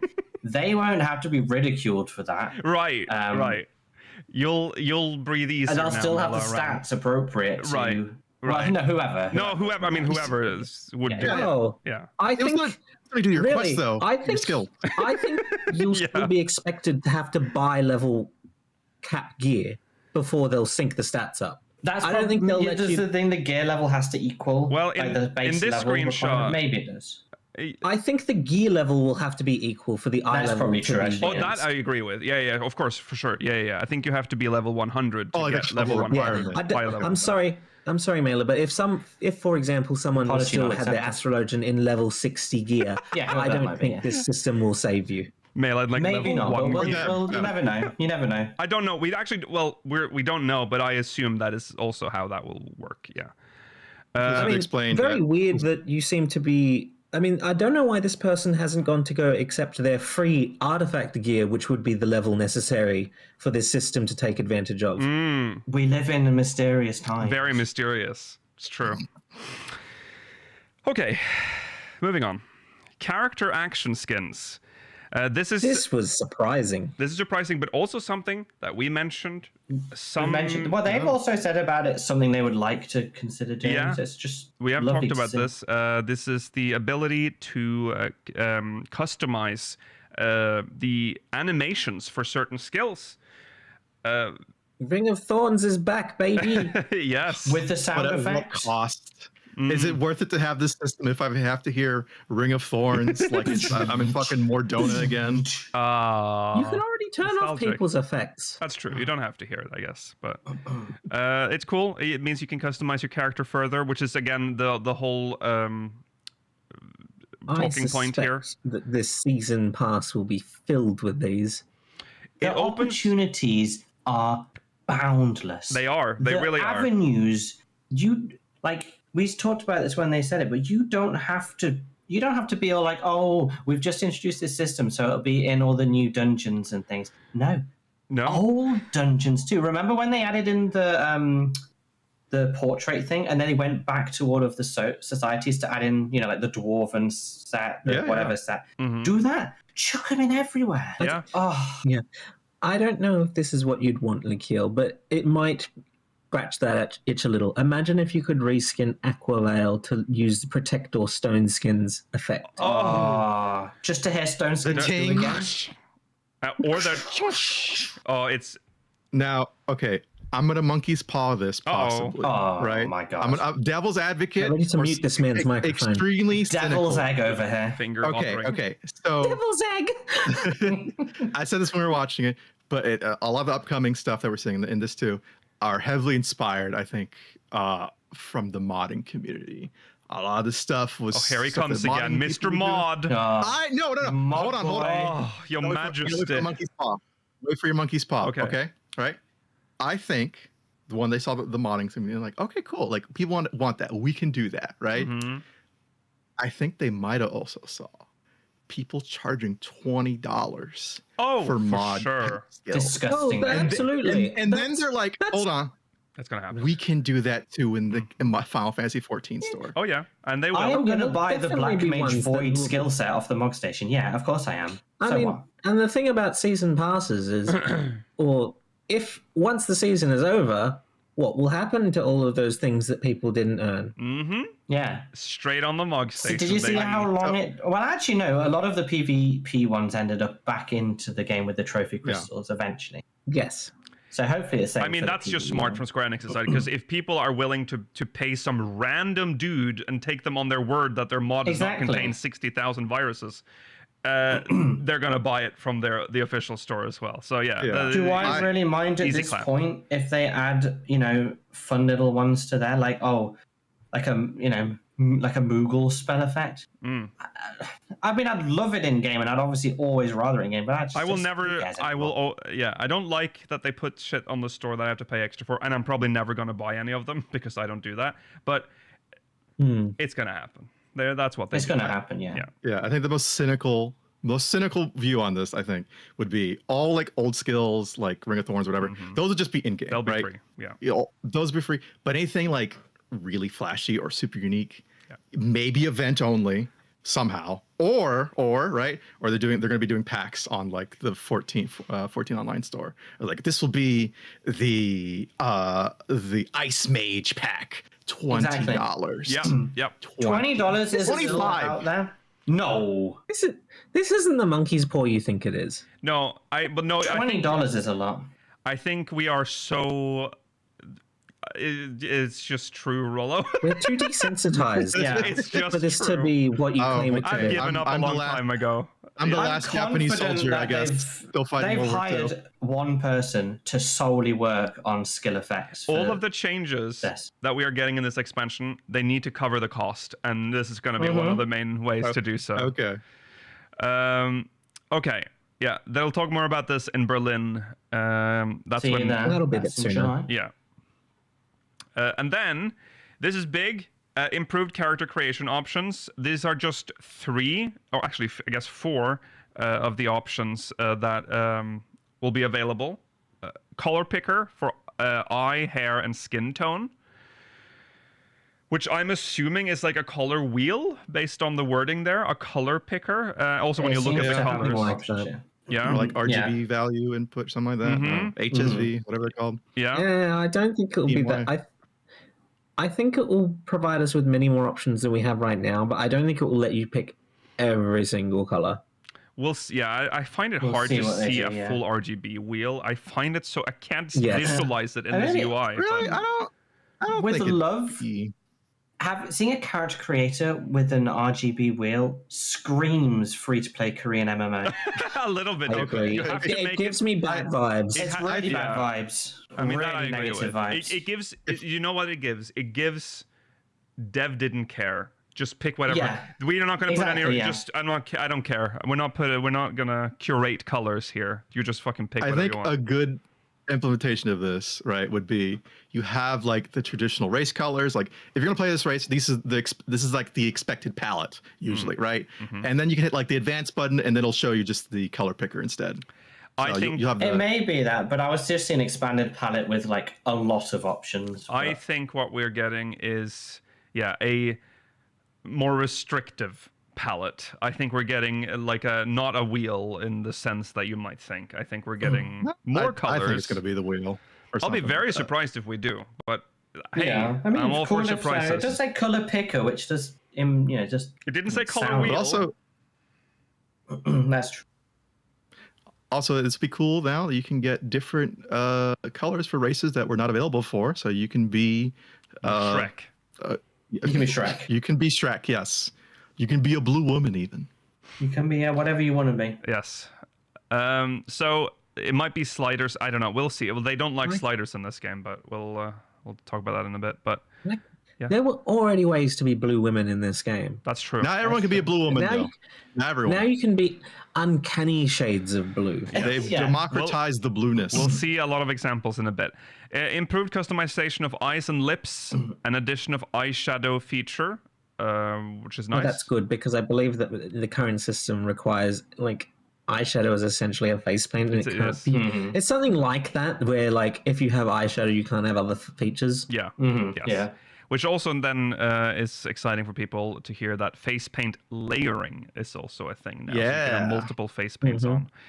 But also, and I feel like they're sort of underselling the other feature in this slide because for some reason they've decided to put it like outside of it. I guess it's because it's technically. I think it's because it's not related to the character creator. Yeah. But it's big. The ability to toggle on and off select parts of individual gear pieces, and we'll see an example in a bit. But that's crazy. Let's look at some Insane. examples of the color for So eye, hair, and we've got skin. brighter red. hair, clearly. Yes, That guy, the middle guy's like a bean colored. that's like me an Oni. with seen no that. sunscreen.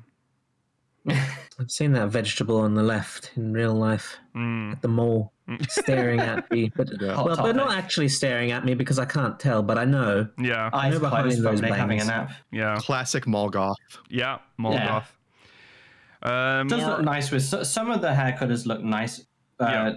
More so the Lalafell, like black and pink look good, but piss yellow and neon green maybe less good. that's a bit much. It's very strong. Middle woman's. She's terrified, and here is Shrek.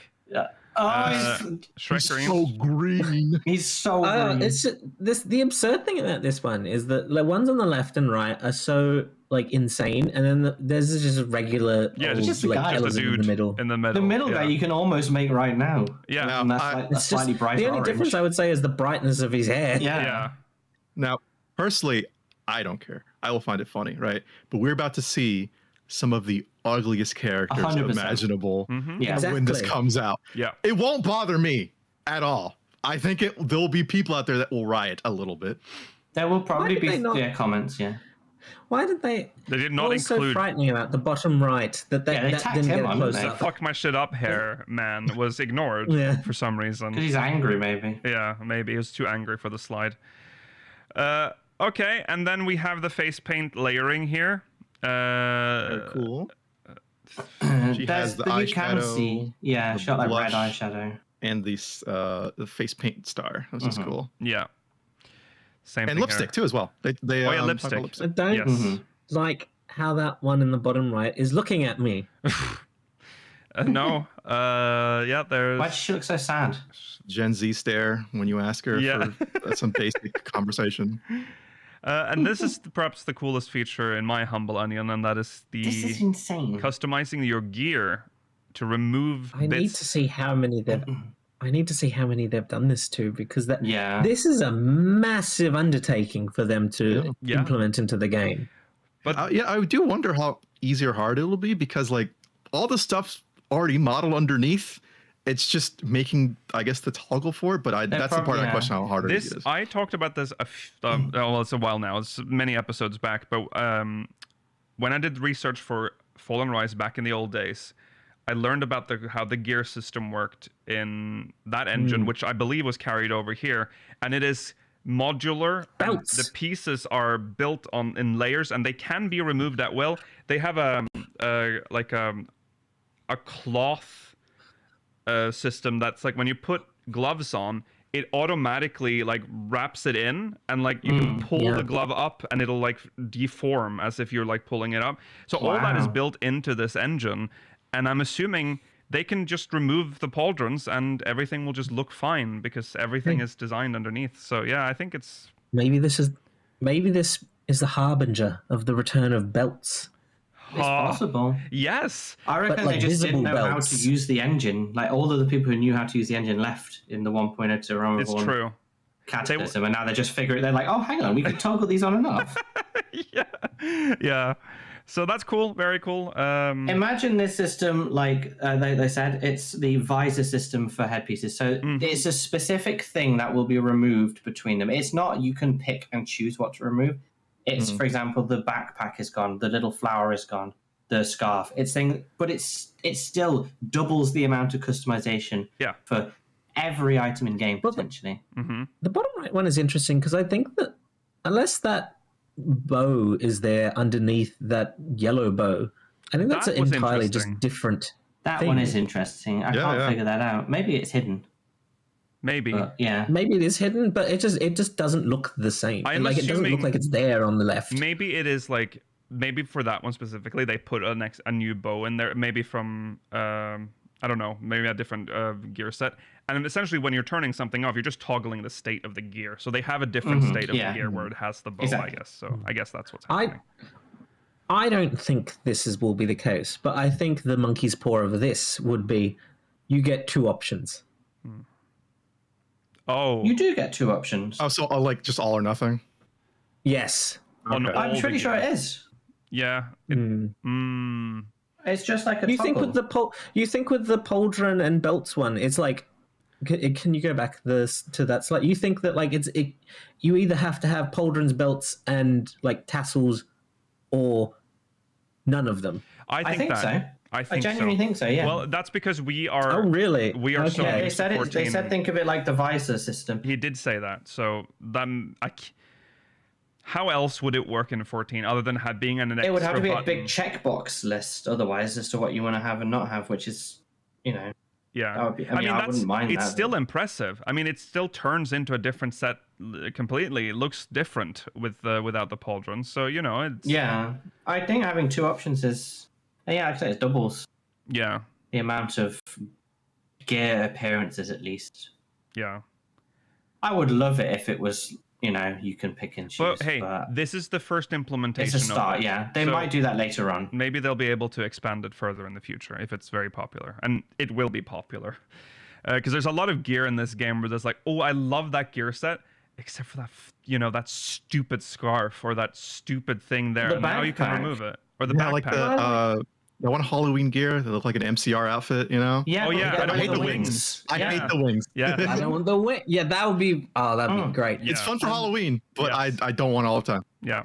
Because the one for the bottom right, like, I like the corsage, but I don't think the bow really matches. So I kind of wouldn't mind it with on the right, but with the corsage still. Yeah. I agree. I Same agree with with the female gear for the same set. Why get rid of the poofy arm things as well as the yeah, rose? Oh yeah.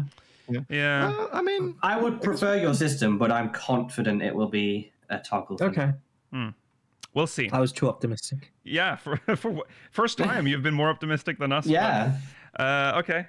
Then this is just the same one again, I think. Yeah. Recap.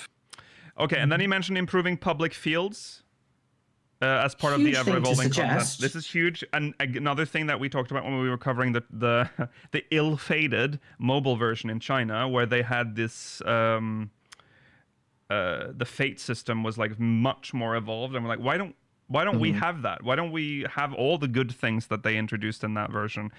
And maybe that is what's happening, because if they want to improve public fields, that's definitely one of the things they should think about. Leaves. Exactly. They also talked about improving quests and improving the quest experience in 14. Like he specifically said, like guiding, like helping new players find their way in the quests. So I think maybe with things like side quests and unlocks and stuff, they're still worked on that. With fates, they talked about maybe having less fates, but having more in-depth fates, which is exactly what I want. Yes. I want more fates similar to the ones that we got specifically in A Realm Reborn, but there are others that exist up until through, like, I would say Shadowbringers, where there are steps to them. But like I don't want all fates. Yeah, I don't want all fates to be like just kill a bunch of random mobs or kill one boss level mob. Right. Don't forget the pretty much what they all kill are. mobs or pick up items on the floor and then have them I in. forgot about pick up items off the floor. Yeah. Oh, I hate the fucking gathering. I find that honestly, I think they've done quite a good job over time of evolving how questing works anyway, but the field zones have got worse and worse every expansion in terms of what are you going to do there? What's there to do? Yeah. Are you going to be one of those absolute freak menaces who love bicolor gems so much they will subject themselves to awful content? Just doing that with your tongue. I'm a bicolor gemstone freak. Yes, you are. Yes, you are. I'm not against the idea. The currency is good. I just don't like getting the them. problem. No. Yeah, exactly. Yeah. So I'm happy to have a reward, but yeah, do more for it. Yeah. All more. That's all. Why don't you get bicolor gemstones from like hunts? Well, he Exactly. mentioned that the hunt system is also due for an upgrade. So everything is. They said possible. hunts, but they also showed specifically like the daily and weekly hunts, which is interesting. Yes, I mean that I'm is curious also as to what they how the daily hunt thing will change. Stop making Maybe them, just making them easy to find. Don't make like them they have like a key item in my inventory for the B. No, true. For the daily. Just make it a hunts. quest. Make it like its own menu. Make it like a like hunt. a UI maybe. system. Yeah. Maybe it will appear as just like, I mean, they focused on weekly like checklist stuff earlier, but maybe there'll be like a toggle for daily stuff, and it will just be in there. Yeah. Yeah. Yes, that's possible. Yeah.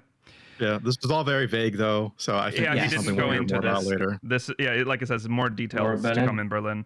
But anyways, it's good to know to hear that they're going for a quality over quantity. Quality over quantity. Yeah. Big news. This is big. So, battle systems. Have we talked about this before? Yes. Yes, we have. And now it's happening. 8-person raids are getting a 3rd difficulty. More on that in Did Berlin. you ever but think that's crazy. this would happen? Harder or easier? No. Harder. I mean, especially since they only gave us no. one difficulty level for the Tower of Blood, I was thinking we were never going to get something like this. This is between normal and savage, so it's mid-core. Finally mid-core. a raid speakers can pass themselves. Maybe. Exactly. Well, We big can win do for Savage. us. We're just not on did stream because Savage, people thank get you. bored. Yeah, we did Savage do too. Savage, Thank yes. you, please. Do you think that the middle tier will be fundamentally identical to normal or Savage, or do you think they'll actually change the mechanics for the middle tier I as hope well? they're different in some way to make them. I think they'll be similar to Savage, but less That's punishing. Yeah, I possibly. think. Yeah, I think that's I'd be surprised if they do a huge amount of change for the middle tier, but I think just making it the Savage fight but toned down is a good idea. I also think that they might just take a lot of Savage stuff and remove the what's it called? The time when it just auto wipes you. Enrage? Enrage. Enrage, yeah. They might That's just true. It could be similar like to advanced or whatever. yes. Yeah. Yeah, that would be cool. I don't think they'll do anything unique for this tier. I think it'll just be some numbers adjusted and like maybe one or two less mechanics that are like really cognitive load heavy. Yeah. Maybe. Is That's what I would true, think. Yeah. I think it will be more recover because with Advanced, it's relatively recoverable even if you get down to one person. That's not the case with Savage or Extremes right. a lot of the If time. you've watched us play, you've seen the amount of times like Lucius died to every mechanic for like 20 minutes on every fight, but we still managed to actually do it first pull, which is insane compared to a Savage wouldn't. That would never happen. Okay, and He's then right, he also mentioned 24-person raids, adjusting progression routes for 24-person raids. More info on that in Japan. That's I interesting. don't know what this means. Yeah, he They specifically. implied more like the time, right? Yeah, Some people suggested that it might be splitting them into wings, which is weird but fine. I don't want to have to load in and out though. That's the trouble. yeah. No, that's the part I don't like. That's the part Because I have to find re-queue unappealing. for part 2. Ugh. Oh yeah. That is. I don't know if I like that idea. Yeah, why make it more? That could potentially make a run last longer because now you have to wait for the next part. Yeah, I don't know. Exactly. I don't know what As they a mean by that. DPS or something. But yeah, I won't speculate too much on this. It's so vague. We It don't could have be anything. We don't have anything Yeah. on this. And then adding all new types of battle content. With a full stop and everything. With a full stop and everything. So, well, There will be It's content. very mysterious. Yeah, no more to say on that. With a No. full There will be a new dungeon at least. yes, That's right. calling it now, new dungeon. Ever evolving systems. Now he showed this. the world. I mean, it shows the world map. This is the map that you see when you're choosing a data center and server. No And Svalbard. we are getting same region player matching. That means Oh that my god. That's massive. all of NA can play with all of NA, and all of EU can play with I all will of say- EU. Yes. Based on what he said, I can't remember if it was here or if it was in the Q&A, which we'll talk about later. One of the monkey's paws of there's a lot of monkey's paws today, of allowing cross data center matchmaking and party finder is that it makes the data that they have in glamour plates and other stuff like that, it increases the amount of that they have to transfer in such instances, which is why they focused on this first rather because they can't do both at the same time. They've always got to come up with some nonsense. Right. There's always some It's nonsense. first instead of what? Yoshi-P is a grade A shitmancer. Okay, he can conjure up nonsense whenever he wants. Yeah. So But, you know. okay. Well, I would rather this at this point, because this is kind of cool, rather than having to do wanderers, like the wandering travel to, you know, Chaos to play with us. yeah. And obviously for America and Japan, it's even bigger because that's 4 data centers. Oh yeah, Crystal is no longer going to be a fucking loser PF. Yes. You can actually do content. It's great for Chaos too because everyone just decided that they wanted to flee to light for some reason to Thanks a do lot. raids. So that era is coming to an end. We are united again. And of course, it's good news for Australia, who now finally gets to play with the rest of the Australians on That's- Materia. Yeah, nice. That's We can good play for with people that come visit us. Yeah, we don't. come to We're the only Australia. people that can play with everyone in the world. Don't be That's jealous. true. And yet- That is true. And yet, All right, so there he showed them the current setup. The limitations is that you have to play only with the other servers in the data center you're on. Worlds on your data center. Yes, the world's in your data center. Yes. Now it's all in one, baby, and Party Finder is included, so it's all good. Yeah. And it's coming sooner than you think. It's coming in patch 7.5x. I don't have the other slide that shows the that's wild. the asterisk. For America, 4 times the amount of nightclub party finders That's will now right. display. That's right. You're so lucky. It's so the interesting thing about this, and we'll probably talk about it a bit more. Well, maybe if we talk about it now, we won't talk about it next week. In the patch notes, they still mention that you have to be on certain worlds for crystalline conflict, a ranked crystalline conflict, which I imagine will be the case up until this happens. Yes. But what will happen after that? I'm curious. I'm assuming that I'm system hoping it just freezes. I would assume so. Yeah, but It's a stupid system right now. It is kind of dumb, isn't it? Having to move to another data center. Yeah, it's dumb. So I'm janky and weird. cycling them. What are you playing at? A huge update as well is that for those that were worried, New jobs revealed. new jobs, plural. It's a tank and it's a ranged physical DPS. I love tanks. I actually like range physical quite a Super lot. uncreative with the job names now, huh? Yeah, yeah. There is some hints to the tank specifically. He was wearing a Ratatan t-shirt. And it said, "Guess Where do who's you back?" get that? Who is who's making retarded merch? You know? Yes. I think I think they made these for a previous event, Rollo, because there was some sort of like fight Ratatan, like you know how they do those fight the latest trial. Yeah. They had Ratatan for like newer people. Okay, well there you go. And Man. so double. Could we get a double shield? That's so dumb. Well, they're not normal shields though. They're gun shields, aren't they? Like they have like Gun shield is cool though. But 2 is wild. I don't think we're gonna get 2. I think we're gonna get one. One big Because shield. whenever, like with a gunbreaker, we're getting like supposedly, a weapon similar to the Guardians. It's always like not. It's not the same. So I think you might get like one gun shield with some kind of offhand with it. I think we'll get a lance. Yeah. Oh yeah. Ooh, a Lance. lance would be cool. So- Yeah. With Beastmaster, they're upgrading some. They're upgrading some of the like shield models because of the fact that Beastmaster uses shields. Is it possible that with the split into main and off tanks that they're doing, that this tank will still use a shield, and it's the main weapon that will change? Oh. They can use all paladin shields, so it'll say paladin / whatever this is. Yeah. Please, Yes. I would That like would be that. cool. That would be cool. Yeah. Finally, Then we can get all of the glams. Yeah. someone that shares shields. That'd A be shield in each hand. I mean, I don't know. I feel like a double shield thing, like on a player character, might just look like a little dumb. It would look stupid. I Imagine agree. sprinting with them both out, like Yeah. But massive yeah, shields. I mean, it reminds of like Elden Ring like challenge runs, you know? Yeah. Yeah. I beat Elden Ring with the double wheel skeleton shield. Like, okay. Yeah, just this bright green Rogadin with 2 shields running around. Yes. I'm not- Well, we Gun don't have shields anything I'm else thinking, to though. base this on. There's literally nothing. Just based on Yoshi-P's t-shirt.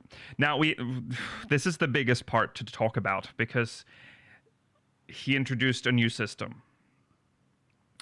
New Oh God, yeah. job of course. action system, Reborn mode, and Evolved mode. Whew. I think it's fairly Riots. easy to sum up, though. Confusion. It is easy to sum up, but let's just because this was perhaps the first shock of the evening was definitely when they saw the battle pass screen. The immediate gut reaction. Boomers were was quaking. Boomers were at this. quaking. They were crying. They were pissing in the streets. Just it was pandemonium. This was a nuclear moment in the boomer community because Reborn mode. Now you're They're all, like just juddered awake in their chair. Yeah. Reborn mode.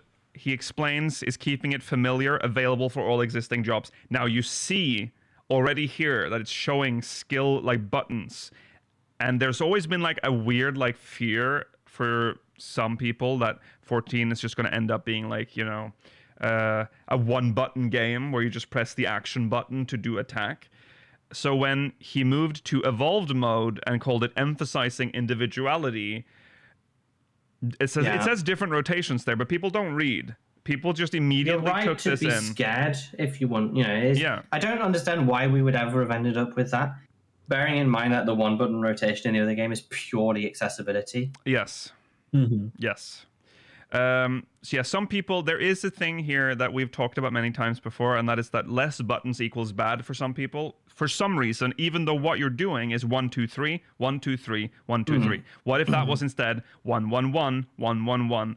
That's the difference, right? 1, 2, Those 3, people 1, 2, would 3, not have 1, 1, 1, survived 1, 1, 1. EverQuest 2. That's not the difficult part. It's the addition of like OG CDs and other things that get thrown in there. That's the part That's that supposed adds to be the challenge dynamic. and interest. Yes. Yeah, I agree with the naysayers a little bit there, saying that like you do have a cognitive load to handle to do 1, 2, 3 while you're doing like Savage or something. Anything else, yeah, it's just a 1, 2, 3. Yeah. But I think they are kind of trading some of that heavy, you know, thinking for so you can focus more on the fight instead, which they say will be different encounters, will be more creative. So Yes.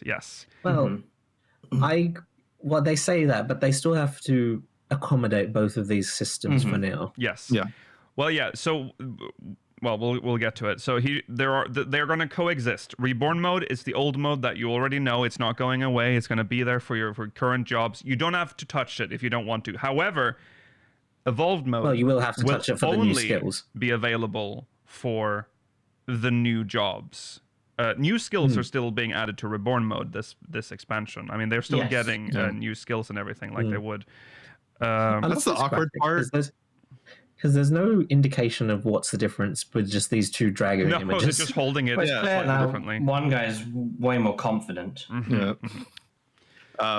Yeah, but it's just awkward with the new jobs calling it like evolved mode. I think it's just like the new job design going forward thing. It's an ethos change. It isn't. Yeah. Yeah.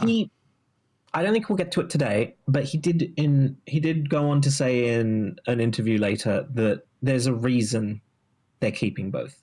Yes. That's fair. Yeah, it makes sense too.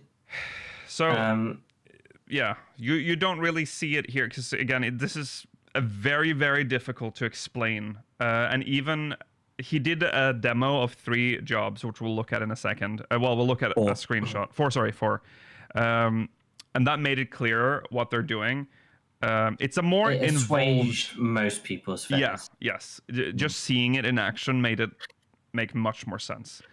It's a little awkward when they were trying to explain it because they had to keep going like, no. You know Street Fighter 6 easy input mode, right? Yeah. Right? It's not that. It's not that. It's not that. But like not the easy way they were mode. talking about it made it seem like it was that. Yeah. Like, it's not the easy mode. Yeah. We're not making it the easy. But then they're explaining like, what? In It's many just not- ways, the evolved mode based on the demo, sometimes it's a slightly harder mode. Like, for example, with Dragoon, there were systems where you had to strike left and right rather than just flank. Like, there are times when you have to do very specific things. So it's like it says, it's an evolved new way of thinking about how jobs work, and it looked very, very fun. Very enjoyable. They're sort of visualizing it here on the slides that in the old mode, there's a sequence. You always follow this. It's always the same sequence.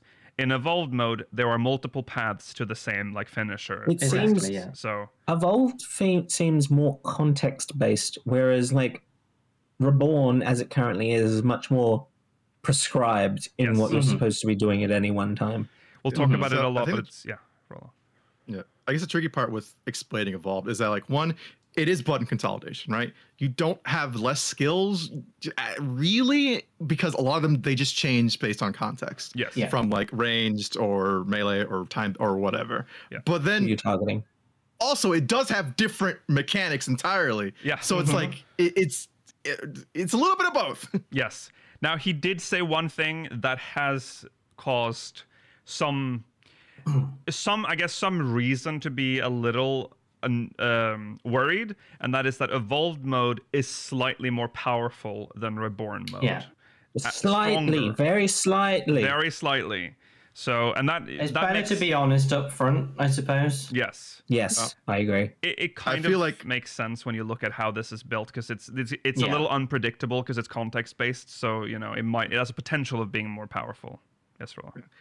I think we'll have to wait for the community to crunch the numbers a little bit on this, because I Yes. feel like with their, at least in the past, when it comes to number balancing, it can be a little weird when they say, "Oh, it's like a little bit better," like it's Yeah. a little bit worse. Yeah. But that's the past, so things can change. Yes. I also think, from a development side, you want it to be a little bit more powerful to like try and encourage people to try the new thing.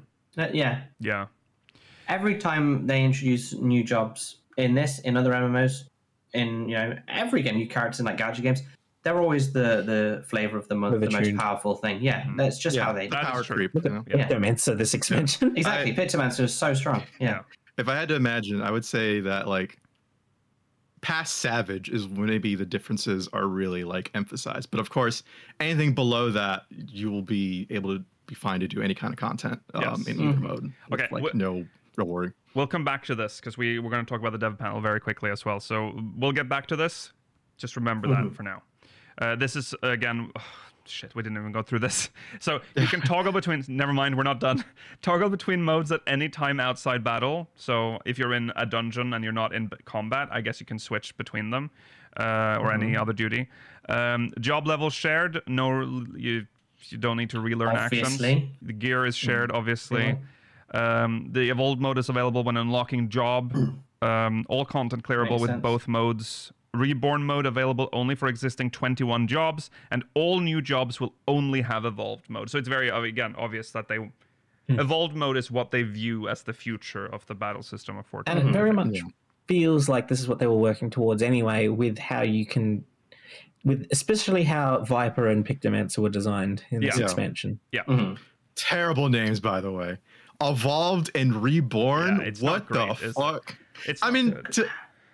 to us players, it makes a bit more sense. But imagine new players like, "Oh, what mode do you want to pick? Reborn or Evolved?" Like, It should be like classic. They and- both sound new. Yeah, Yeah. they both sound new. The Reborn needs to be changed to like classic or something. Reborn's That makes obviously more sense. related to a Realm Reborn, the old stuff, but it doesn't feel like that. Like you said, Yeah. it should be classic or Yeah, they don't want to make one seem better than the other. That's probably true as well. nice. Yeah. Calling it 'Cause classic, makes it like old feel. hat. You know, like old. Yes, why you're exactly. playing classic. legacy. You're making the boomers feel even more boomer. Yeah, they don't want to be reminded. All right, additional updates. They raised the level cap to 110. They already showed They that. spoiled that early. Oh my god, who would have thought? Yoshi-P said they were considering what to do with level 100 or getting past it, and like, should we do something else? And then like, no, just do 110. It's like, okay. They had fine. that makes sense think considering they how had much enough. else. Yeah, they've done so much in Yeah. this expansion, so this was not What the have they done? expansion Like to do this. Paragon levels or something? I don't know. That would be nice, wouldn't Yeah. it? Like an alternative advancement. Yeah. So again, I mentioned here that they wanted. Oh yeah, also treasure hunts are on the board for upgrades and updates. So Not have the two paths as the default map type, please. oh yeah. Gotcha. There's some new dungeons we've seen. That's very cool. Yeah, very cool That arenas. boss arena on the bottom right and the Mhm. top right. Yeah. the The most square Bottom boss right arena. one looks really good though. Yeah. Like, The that's... bottom left does not look like a dungeon, and if it is, I No. feel sorry for the people that live there. Yes. That's the Holminster switch of this expansion. Yeah, Looks like exactly. it, That's yeah. the vibe I'm getting. Yeah. They showed off some gear, some potential artifact gear here.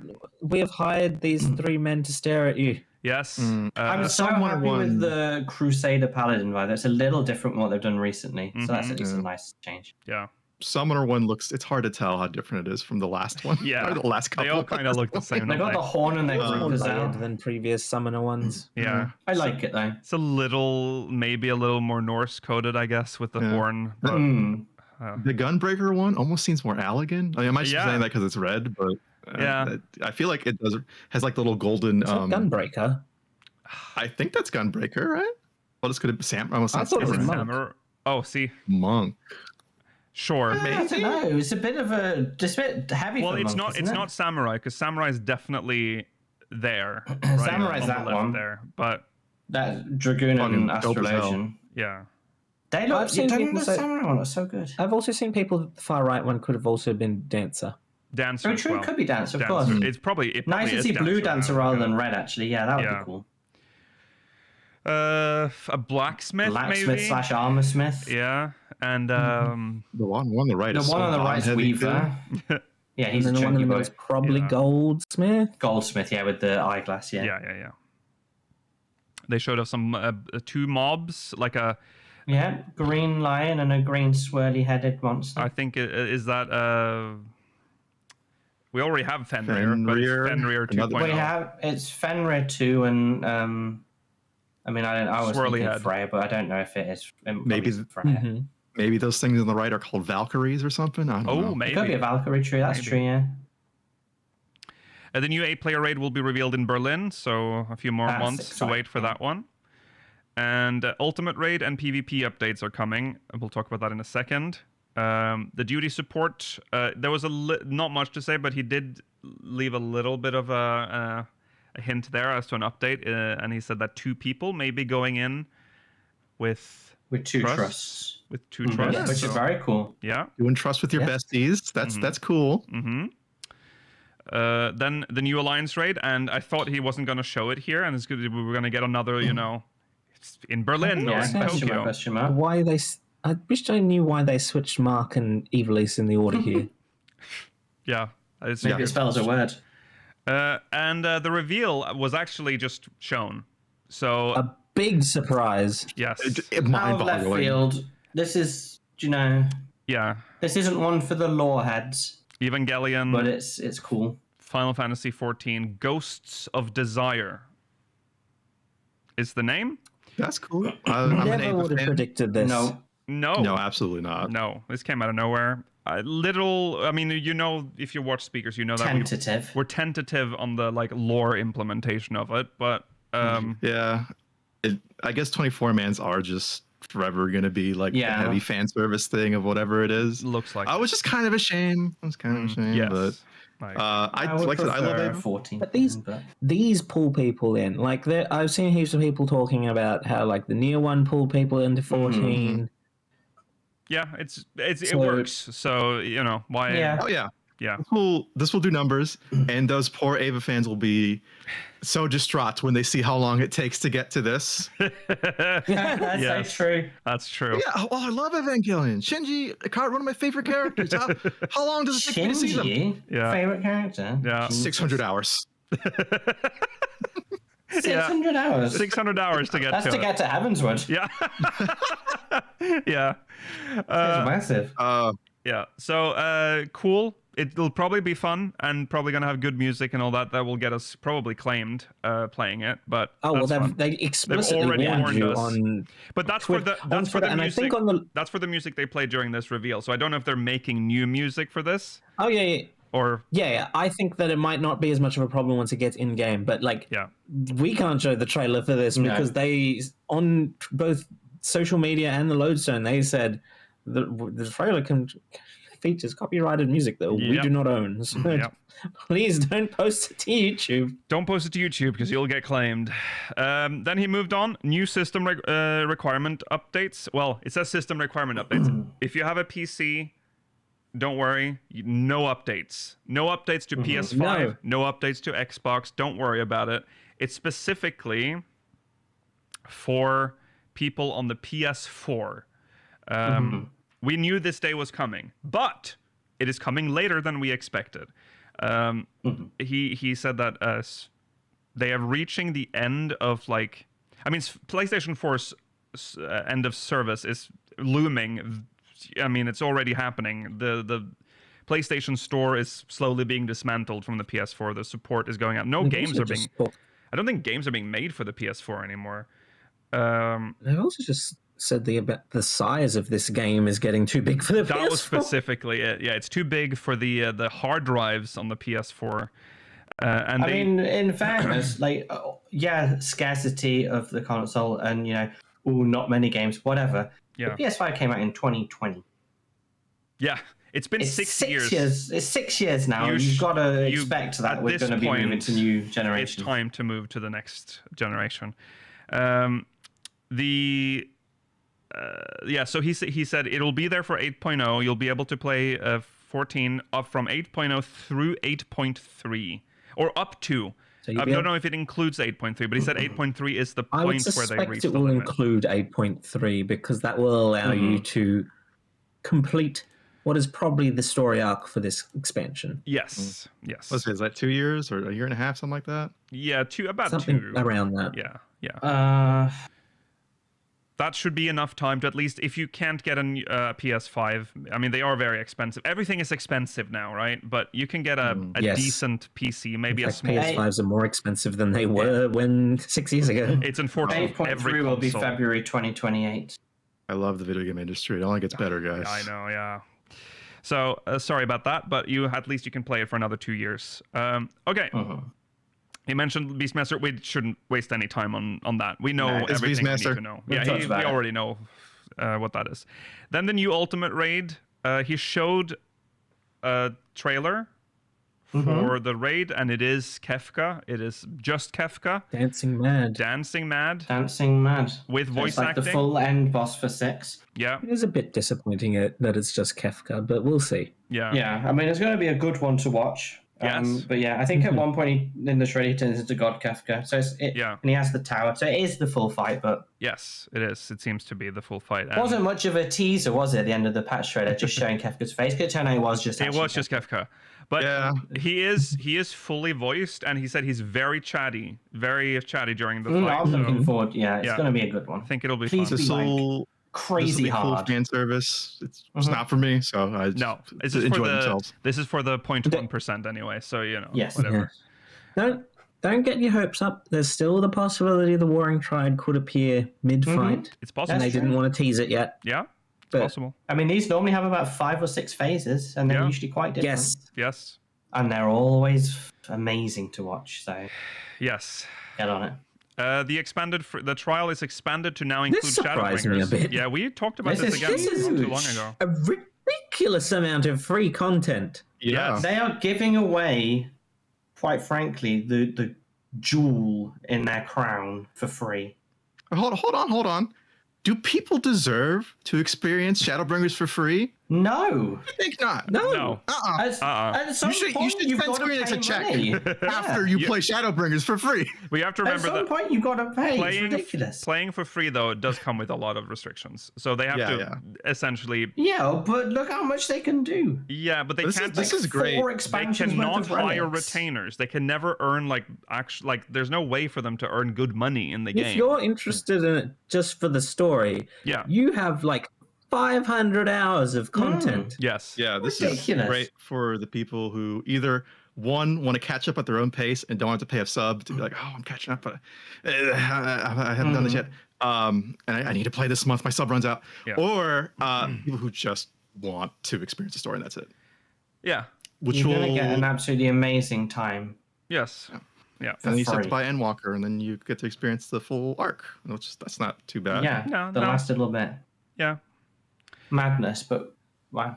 Then they showed the schedule. We don't need to talk about that really. We've already seen this. So then awkward CEO guy came out and made a massive announcement that we kind of already knew was coming, but I didn't expect them to reveal it on the first FanFest, but here it is. A Nintendo Switch 2 port. It's happening. Yay. I mean, now, but you don't gotta listen to me. Yeah. But I would say if you are a PS4 player, maybe transition to the Switch 2 instead. Think for a moment before you do. Think quite long and hard. We are in the era of Monkey's Paw because the Switch 2 will release on the 2nd of August this year. And, would you look at that? Early access is free. Lovely. Uh-oh. Yeah. Uh-oh. Nintendo. Apparently, they were unable to sway Nintendo. Now, it is free on every other console, other than you only pay the Square Enix subscription fee. However, on the Switch 2, you have to pay an additional fee to play. This is a negative. I agree. But remember that Xbox also swung their own thing where they have their unique currency. The 14 coins. coin. The Yeah, 14 coin. Yeah, because currently I can just load up 14 on my PS5 and play without having to worry about any extra fees. As long as you bought a license for... Yes, I have a license on my PS5 PC. license. Yeah, I have a PS5 but you need a license. license for the I platform. have that. I have that. So on the Switch, you have to. on the Switch, you have buy the license. a separate sub in addition. Yeah. I see. Yeah, that's Which I think I'd be fine with the 50% off and $6 whatever. Like throw in a retainer or something in there, like that. I agree. Or give me access to the Chocobo saddle or something like that. Pay more. Yeah. Pay more for your retainer as well. You deserve this for playing on a Nintendo Switch 2. Yeah. For some reason. As it is, I think because I would love it as my secondary console of like choice to play 14. Because right now I do a PC and then I have my Steam Deck, but Steam Deck's kind of like chunky, so it's not perfect for everywhere. But the Switch is so light, it's so nice. Would have been nice. Yeah. Yeah. I'm sure this will bring in people in the West as well, but I think this is going to bring in so many new Japanese. I'm expecting that. Yes. Yeah. Final Fantasy 14 yeah. players. Yes. I mean, if they could justify an Xbox release at the life cycle the Xbox was in and how Microsoft is doing, Yeah, I don't know what they would like, do. Nintendo's gonna blow it out of the park, even with its weird restrictions, even with the limitations of the console itself. Yeah. It's gonna be a good release. People constantly doubt the consumer unfriendly things Nintendo does, and people take it. Yeah. So I wouldn't be surprised if this is successful for them. We'll see. Yeah, I was gonna say we'll see, but we know that's gonna go. I'll report to you guys how it goes once the free test goes up, and I'll see if it's shit or not. I'm assuming it's just from like the alleyway because you're now paying this Nintendo Switch 2 sub as well. Yeah. Well, then he had more to say, and I have to be nice because he was saying good things, but he makes me nervous because he seems like he has stolen this body. And he's worried someone's going to find out. I don't know how else to explain how his mannerisms on stage. But he said essentially Yoshi-P held us at gunpoint and said, "Give us money." And he's like, "Well, I guess I will then. I will give you all the money in the company. I'll give you all the money." Because if you can pull off what you're saying you can pull off, then that's fantastic. Essentially, is what he said, and then not verbatim, and then he left. Thank God. I mean, I think what probably happened is Yoshi-P said, "You know how you're making those massive restructuring efforts? We're a big part of why you can do that. So give us money, please." Yes. Yeah. But you don't understand. All your failed projects for the past year. Yeah. We have to release more There bad haven't been mobile many games. failed projects this year or this past year. Sorry, what did you say, Rollo? We have to release what? We have to release bad mobile games. We have to. The witch will curse them. That's secretly on Square Enix, and they're like, "If you don't release another shitty mobile game, I will kill everyone in the building." The thing is, I don't think they lose money on their shitty mobile games. They make money for Let's do Record Keeper 2 and then delete it in 2 years' time. I'm not saying they make long-term money, Rollo. They're like pump and dump schemes. Yeah. You could just make good ones, though. That is a good point, Rollo. You could just make good ones, but why? Make bad You can make bad good ones. You can make bad ones too and have fun. That's all that he's about. Why bother when you can just keep making bad ones over and over again? People Still will make keep money. investing very briefly, and then they'll be like, "Oh, the next one will be good," and it won't be. Anyway, we then moved on to Roulette Game Show. I don't know if there's anything to really mention about that. It was funny. We did very good. We did amazing. Of course. We're so good. It was rigged. Joy was robbed. Yes. Then we have the dev panel, which they're down there in the corner of that picture. The dev panel was let me go back here. The dev panel was unnerving at first because they were standing in the middle of the stage for the longest time, and we were like, "Are they not going to sit down for this?" But then we realized that their station were slightly off-centered on the stage. Yes. This is also the rise of Tony. Yes, this is when Tony was introduced as an arch nemesis of the whole Secret whole Asian show. Tony. Yes, they had massive technical issues during this. Yoshi-P's computer just stopped working, just shut down. Windows update, I think. Windows at one point. update. And then, when they turned it on, Windows Update was happening. It was just chaos. Tony came out from the shadows. But if you look closely at the start, you can see a string going all the way back into the wings, and it's attached to the power cable on Yoshi-P's computer, and it's Tony at the other end just pulling at the string to disconnect the computer. Just remember Do you want that. to explain who Tony is, or do you like leaving it as a mystery? Tony is Foxclown's son that we said once. A very long time ago, he did technical difficulties as well on another stream. He's a sound guy, I think, but he also He's He's a tech guy in general. He used to be a community manager or something in the very beginning. He's known as Reinhardt, I think. Subligar memes. Subligar guy. That was the Subligar guy. Anyway, now he is Tony. Neither. Well, I think he was always Tony. Some sort of he's mythical. become Tony. He's become Tony. He's not quite alive, not quite dead, not quite human, not quite demon. We don't know. No one knows what Tony is, but Tony just is. Okay. Anyway, they introduced the battle director, Hikaru Tamaki, who absolute legend. Yeah, this guy's a legend, a gamer. He might be my favorite one now. He joined Square Enix in September of 2013, just a few days after the rebirth. 4 days. 14. Yes. Yeah. Great move. After the disaster. Yes. Before then, he worked. He didn't have to work through the crunch of rebuilding the game. Before then, he worked as a game magazine writer and editor, and then, as the Chad that he is, he turned that media interview into a job interview, and that's how he got the job.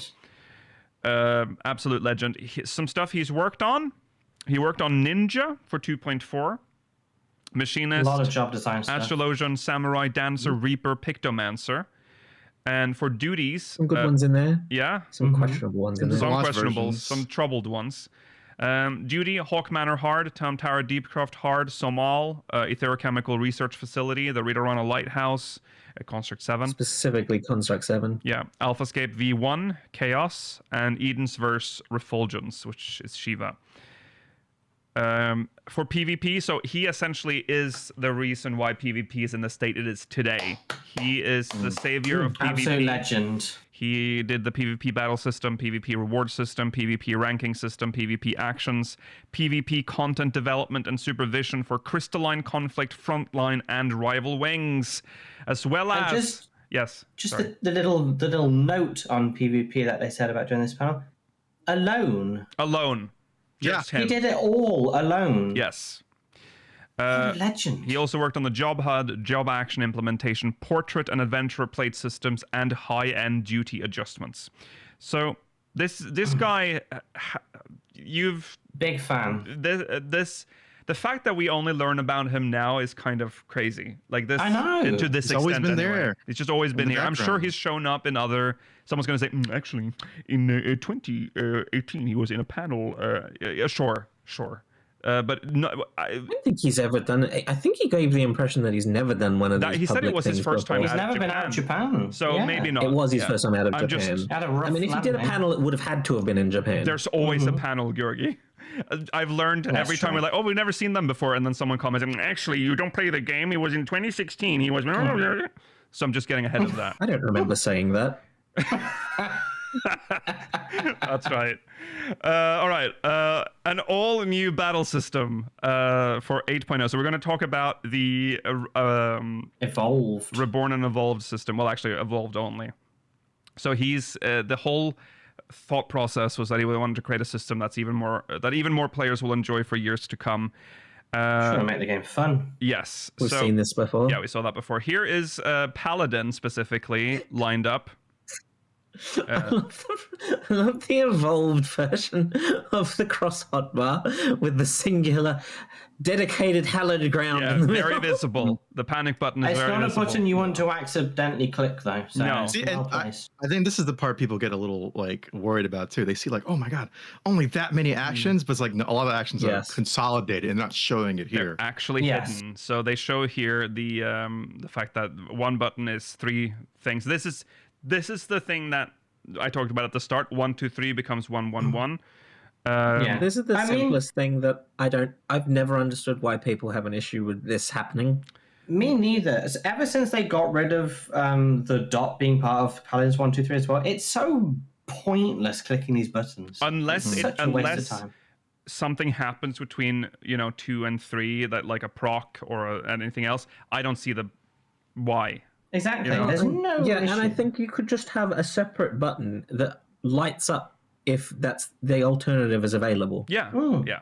Yeah, I mean, I'm of a mind. I do think it was like a skill in a way to do a 1, 2, 3, but only in that if you're doing hard content, like I said, you have to think about other stuff and you have to remember to hit the 1, 2, 3. It's a very, very like minor thing. There is, But the point, you are right the there. point here is that when you're doing this, you are obviously removing 1, 2, 3.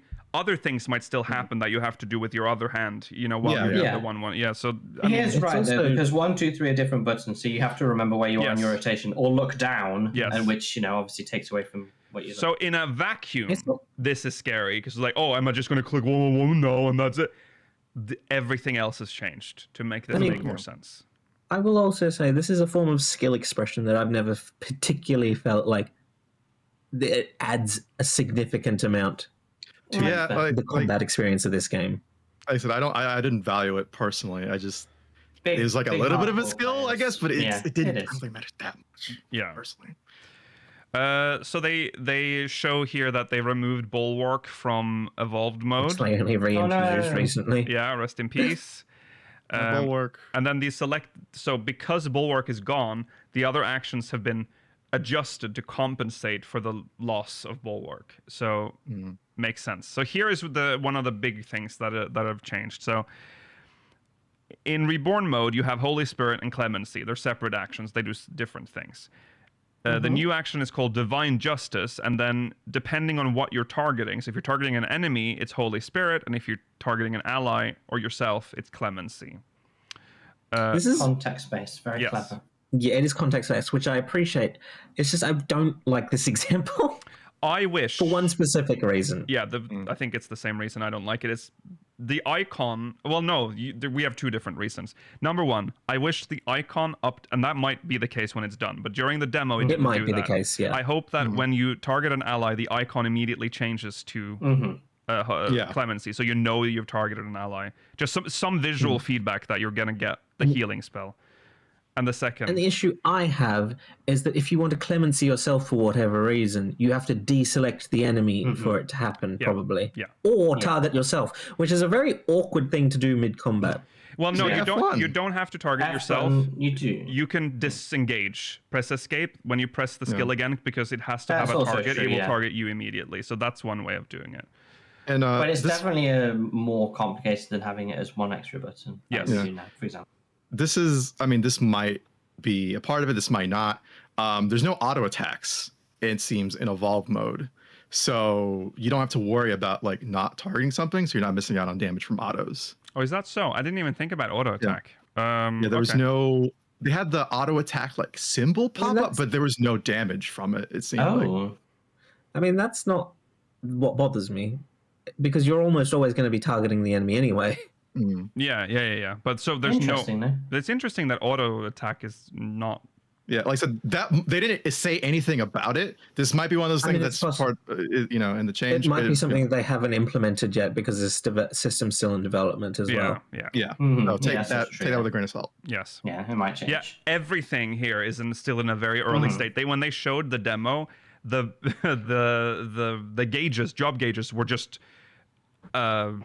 I don't even know how to describe them. Paint. They looked like they were made in MS Paint. Like they were just not finished. Like a DOS prompt. Yeah, it's like a DOS prompt. Okay, and then we have Paladin actions. So they have removed certain roll actions and then combined them instead. So shirk and Clever. provoke is now one with charges, so 2 charges. So when you attack target an enemy, it works like provoke, and when you're targeting an ally, it becomes shirk. So, but it opens up more options. yeah, And then Provoke is ranged, so you can pull is. with it. So Yes. you can now do 2 pulls Yes. with provoke rather than just doing 1. yeah, And then interject and low blow have been consolidated into one skill, which is fair because I'll always click low blow, and if that doesn't, by accident, and if that doesn't work, then I'll go straight to interject. yeah, Yeah. yeah. I do. This is weird. This is a tiny thing, but like I find the low blow image more iconic. So the fact that they're consolidated into interject, I don't like. But I think interject conveys more what is happening. Yeah. Yeah, that's fair. Yeah, so it's showing here the... showing it. Yeah. Okay, and then they showed You us also get 2 Paladin. charges on the Exactly, yeah. provoke. Yeah, you get 2. Because you're going to normally... Yes, Yeah. One of you's going to provoke and one's going to shirk, but Yeah. like I say, it opens up more options too, so it's more... Like I say, it's, Like I say. they're trying to make it more situational rather than the 2-minute meta. So there are yes. times where you'll be just doing random other things. I can't remember. Lose out. I can't remember when they said this, but they said that they were taking out most of the synergistic skills that that are part of the 2-minute meta right now. Yes, we'll talk about the 2-minute meta in a moment, but here is what we saw from the Paladin preview. Not much. I mean, there it is. It was very so good though. You should go see it. You can see our coverage on our Twitch channel as well. The VOD. Oh, Very, very interesting. It reacts to arm's length on its own crossbar. Yeah. Oh yeah, it's over there. It was definitely one of the best dev panels I've ever done. Yes. Yes, It's Both very because it was engaging all the way through. interesting, because you learn about how they develop something, which is always fun, but because it's just very important to know this for the expansion. I mean, we're as well, learning so. something very new. Yes, Yeah. because you might be hearing really this and your gut reaction might still be like, "Oh, this sounds horrible." I have to, but it's a new kind of game almost. Like it's So a new good. way of using the fighting in the game. So very, very exciting. They showed up Dragoon as well. Again, cool. It was there's a left right mechanic now. Yeah, it has a sensor and dexter thing rather than just flanks, which is quite different than usual. I hope they make that clear what they mean by left and right, whether it's your left and right or the enemy's left and right. Because if it's the enemy's left, but they want you to hit, you'll be to the right of the screen. That's the main confusing thing about the left-right thing. I worry about because you'll have a different experience if you're on the front of it or like in a normal encounter behind it. It's going to be yes, it'll require a bit of thinking, but then that's a new type of a new thing to think about. More interesting. They also mentioned too about adding visual feedback or some kind of feedback for hitting your positionals. Yes. Which people have always told me, like, oh yeah, this is definitely feedback for hitting positionals. I heard this like in Stormblood. I was like, I don't think that's the case, but I'll believe you, sure. Well, apparently there's an audio feedback as well if you're hitting it correctly. I've never heard any feedback. I think they're thinking of the combo one. Is you get audio feedback for the combo, but not the positional. I don't know what they're talking about, so I can't. Well, if it is now part of the job gauge will definitely make a sound when you hit Sinister. That's true for sure. So that's probably what they mean. I think that will help understanding the left, right, whatever it ends up being. Yes. Yes. The cool thing here is the addition of Sky High, which is essentially Dragoon's PvP limit break as a regular action. Well, not a regular action, but like part of the rotation, where you'll jump up into the air for 3 seconds and be immune to 90% of damage. They wanted to make it all damage, but that would break certain fights. So it's 90% of damage before you fall down again. That's the part that it has the limit break symbol on the sky. Yeah, they haven't made the icon for it That'll yet. change. But I think that's the part that got me very excited, because that's, I think, a super unique thing that you can only really do with Dragoon. And exactly. I'm hoping that most of their jobs kind of go in that direction. We see some other ones in the future, but I think that's the one I'm like, oh, like that. You get the Dragoon feeling, you get the icon, you get the big jump, and like, Yeah. Do you And you think get this is super the? fast GCD speed too. It's like a 1.5. Yeah. Almost. Yeah. Do you think this is a sign that we might be getting more unique limit breaks? I would like that. Maybe. We didn't see. I mean, I'm or at least assuming. limit break type skills where they're like very job unique and they're all quite individual, rather than just feeling like, for example, all tanks feel like the same, more or Well, less. they do the just same with thing. different- Yeah. There's just a different animation. But now they might be able to make them so. Yeah. But we might get something imagine- else. more. We might get something equivalent to the Dragoon thing, where Exactly, we all yeah, just get yeah, like yeah. big power attacks like that, Yeah. separate. Yeah, we saw, as they mentioned as well. There's obviously he's the one who brought us all the changes with Crystalline Conflict and PvP. So there's a lot of Exactly. PvP influence here, like the Paladin cover that we saw in the Paladin as well is the same one as in PvP. You just use intervene on an ally and then they gain cover. It's Yes. very clever. There's also a counter with Paladin where you put up a shield and then it God, attacks yeah. you. You fight. You immediately get access to a counter attack that you can. Yeah. And it's time But it was sensitive. more than that. Yes. Yeah. If you do so it you use right- the ability and you get like a buff, Yeah. like a buff to Was count that down. ti- And if you do it was that- super close, you get a Yeah. count proper like parry. Yes. But if you do it out, you Was still that- gain something. Yes. Was that tied to like the? Was that tied to a new skill, or was that tied to like the new version of Sheltron? It was Holy Yeah, Sheltron. Holy was the Sheltron. skill. Yeah. Yeah. Yeah. Okay, moving on to White Mage. Huge updates here as well. Cast times are gone for healing spells. No. Yeah, no, the other way No. around for attack spells. Attack Damage- spells, damage yeah. dealing spells have no cast time now. Only healing spells have cast times. So you can run around and throw glare, and there's a new system called Sanctity. like I'm casting spells anymore. Yeah, that was funny to me. I saw that. That's That was so one of the first stupid. tweets I saw after FanFest was This is really cool. people already complaining about the lack of cast times for damage spells on White Mage. Like, what the fuck are you on about? Yeah. Now, I will say, I think White Mage was one that made me like a little bit worried, just because I don't super understand the design ethos the guy's going for. Yeah. Because it sounded like a little contradictory to how White Mage like plays currently. So I mean, I will withhold that until I play it. But I think it's seeming like there might be a couple winners and losers when it comes to Evolved, and it's going to be kind of specific to like what, as far as maybe what the community thinks you should be playing Yeah. or something. The consensus of that it might fall on either side. Yeah. Okay. Yes. So then they showed Bard.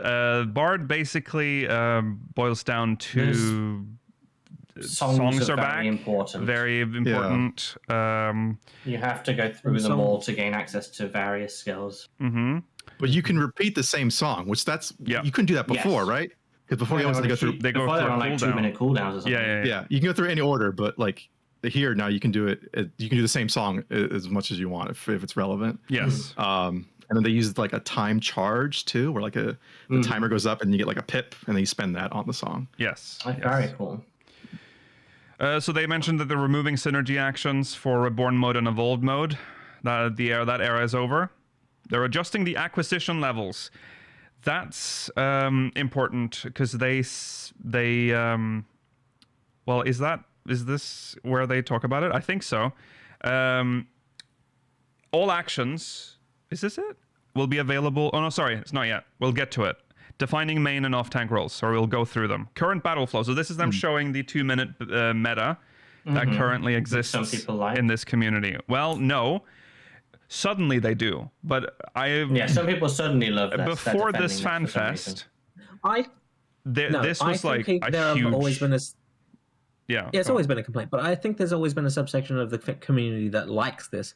But of course, they wouldn't complain about it because it existed. Yes, it was just what it That's is. true. But boy, oh boy, did I hear a lot of complaints about 14 having a stale battle system and fight system because it's always the 2-minute meta. They have no imagination. WoW does it better. Blah blah blah blah. It's the usual spiel. These aren't the same people. No. So here is how it is. 2 minutes, like 0 seconds, 120 seconds. Then there's like a burst window, as we all know, and then we start over again, and that's just how it is. made all the fights kind of feel the same.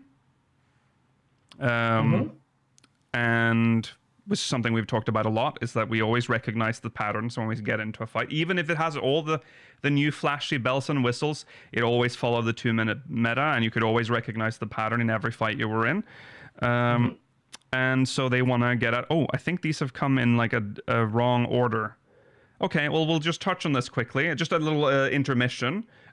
All spells and skills are available at level 50. They become available at level 50. Yes. And then past that point, you get like this all evolutions or whatever. Requisite skills that like part of your main rotation, essentially. Yes. This will make it... What is the closest to a rotation you'll have? This will make it so much easier to do low-level content. Exactly, Is this... Are we Yeah, I think...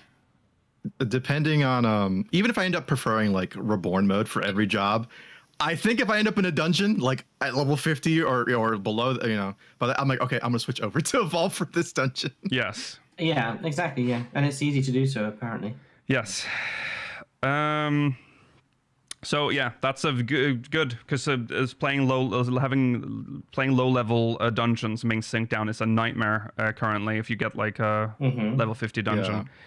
I think the only job in, I guess, what would be now considered Reborn mode that I think feels like is what they're aiming for here is Monk, I would say. Yeah. Yes. Okay, anyways, back to this 2-minute meta. So what he talked about as Yoshi-P, I think Yoshi-P actually said this, is that this also limited them when they made the fights because they had to adhere to the 2-minute meta. And so breaking out of that cycle means that they can finally make bosses that are more fun and more complex and that feel fresh. Which I'm all for. Golbez would say it's time to break the wheel. Yes, the wheel. The wheel. Then this is perhaps the most controversial This is a bit polarizing one. Defining main and off tank roles for evolved mode. So I'm for it because people seem to be under the impression that the main tank here is like super good at tanking and the off tank's there just to do DPS like in the old days. I don't believe it's that.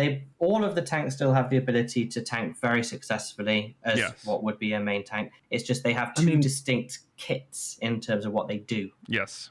They wouldn't have Shirk and Provoke still if this wasn't important. Right. Or specifically at least Shirk. So like chat says, this is just for evolved mode as well. Yeah, this is only for evolved mode, and essentially main tank is skilled at taking direct damage and action to counter enemy attacks. Actions to counter enemy attacks is part of their kit. It's for Paladin and the 8.0 new tank. And then off tanks will be skilled at lowering damage taken by allies, and they have actions to lower enemy damage, and that is for the remaining tanks. Warrior, Dark Knight, and Gunbreaker. Because of the imbalance here, I kind of hope that with 9... I mean, I'm getting ahead of myself here, but I hope that with 9.0, they give us another main tank. Because I don't like the fact that you'll have very limited choices if you want to play a main tank. He wants to break the cycle to be pleased visually. No. Okay. It's not even just about that. He wants a nice even 3-3, and that's absolutely fine. Yes. But yeah, it's nice to have identity back. Like chat says, having real identity back for tanks and a clear split in what they do. Because currently, every tank on screen feels very similar generally. Samey. Yeah. As when you get really like into it, if you've been playing them a while, they just... The differences between them are no longer like, oh, wow, this one does a funny magic-looking spell, whereas this one's more of like an explosion spell. It don't matter. This is much more defined, which is nice. But they're just, you don't have to stay in this rigid format, but this is how this is what their kits will be best for. Exactly, yeah. And it's a recommendation. I mean, you can break that mold very easily. Exactly. People do like double bear healer raids all the time, even though it's the meta's not around single that. tank raids. Yes. Yeah, so I think if you really want to, for whatever reason, your tank's like, I'm not gonna fucking change anything. Yeah. And other tanks like that too, and they're both off tanks, and I think you can make it work. Yeah. Exactly. Yeah. I mean, before they added the limit break penalty for having multiple of the same job, it was often the case that you wanted to bring in like 2 paladins or 2 warriors back in the day. Yeah. I think also the division between off tank and main tank, I think, is partially it's just because they have a shield. Yeah. I think visually you can see these tanks have big weapon. Main tank have shields. Yeah. So they protect that makes sense. Make it visually more simple. Yeah. Okay. Well, there is. That's that. We can just very, very quickly just brush through the other panels that happened, or the other stuff that happened. They had Glamour to Life. Was fun. Incredible. There's very talented people in our community. This is one of the few complaints I've heard about this fan fest, which overall I've heard ran very smoothly. I've heard that and we talked about this when we covered this. They were told that they would have more time for this event. They thought that there would be like an hour. Yeah. Which it was scheduled for, and it ended up being half an hour. It was really a bit rushed. Yeah. It was. Camera work was kind of dodgy too. Yeah, for the camera was dodgy for the whole thing. The entire thing, but that's always been a complaint we've had with FanFest. That was a specific issue I saw people complain about. Is that one of the groups they had a skit that they would have had time for if they'd been given the amount of time that we were under the impression they were going to have, and the camera cut away before it really got into Thanks, it. cameraman. Yeah, Strange. so that's a shame. Yeah, but minor complaint compared for a usual NA fan fest, in all honesty. Yeah, for sure. But that one in particular felt like they'd almost spooked them to be BS fans. You got people wobbling away on high heels because they had to get off as quick as possible. It was so bad. It was they were kind of rushing these poor people. Yeah, the highest tilt ever. Yeah, the ancients at first too. I was like, don't rush them. No, they're gonna fall. Yeah. Other than that, I've heard good things about the experience for people that were there. Also, the Crystalline Conflict Championships, NA Championships happened. Fantastic. Was fun. Really good matches. What were they called? The Goat City. Big Goat City. Big Goat City. Big That's Goat it. City. They won. Clean sweep. Never lost. Never lost. So very congratulations to them. And very entertaining. And then we had the Koji Fox panel, which was about lyrics in 14, and very good, and Iron Very Mouse. interesting. Also learning a little bit about Koji's history with Square Enix as well. A lot of his bromance with Soken and everything. Yes. Starting with the game Mario Hoops 3 on Mario Hoops, his big claim to fame, and the Iron Mouse it concert had an Iron Mouse concert. Yeah, we knew she was popping up. Yes. But it ended up with her doing 3 songs. Yeah. And they were in some 3D super stage thing. And cool. I would say, I can't speak for Rollo, but I think us here aren't really VTuber fans, but I think we all appreciated it for what it was. Yeah. So cool. There are some very immature people out there that are anti VTuber anyway. Get over yourself. Yes. That was nice. All those covers are on YouTube, so go watch those. That was that. And then we had the Yoshi-P Q&A, which this was good with the dice. When I saw this, I thought the dice just symbolized that it would be /random. I didn't expect there to be an actual dice. Yeah. God, you see the worry in their faces once they threw it into the crowd. It was going kind of high up. Yeah. Almost like it was hitting some of the lights at one point. I was like, oh God, it's only to crush by light.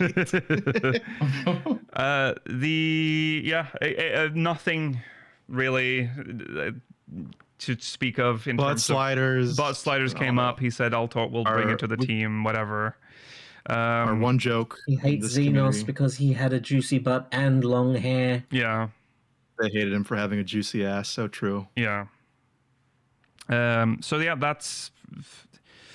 was it. That concluded the live. I keep saying that FanFest, which was very good.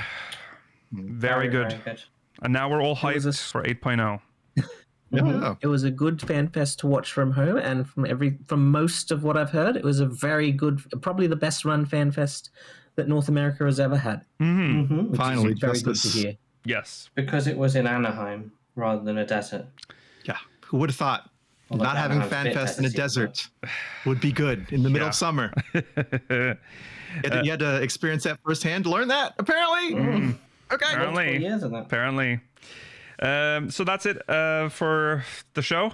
We've been talking for 3 hours. And still I feel like we haven't covered everything. We definitely haven't. There's some interviews that we need to cover at some point. But next week we will be covering, or we'll be reviewing 7.5. So, gosh, it's a lot suddenly. From going from nothing in some weeks till a just mountain of stuff. But yeah, probably if we can, all of everything that's in 7.5, because otherwise we're going to have to delay like the 24-man review even longer. Which there's so much. It's MSQ and the 24-man. And the name drops for you'll day see one, aren't they? Again, reminder that patch 7.5 is coming out on Tuesday, so get ready for that. Finish off all the stuff you need tomorrow. I am so close to getting the PvP mount. Like that's the next step on my thing. Really? So, yeah. For you? For me? Yeah, I think so. That's the mount in that season. I need to grind it out today. Hurry up, Georgie. Get that wheel. Get that head wheel. What was the mount again? I don't know if I even got it. It was the sort of demon face with the wheel. Yeah.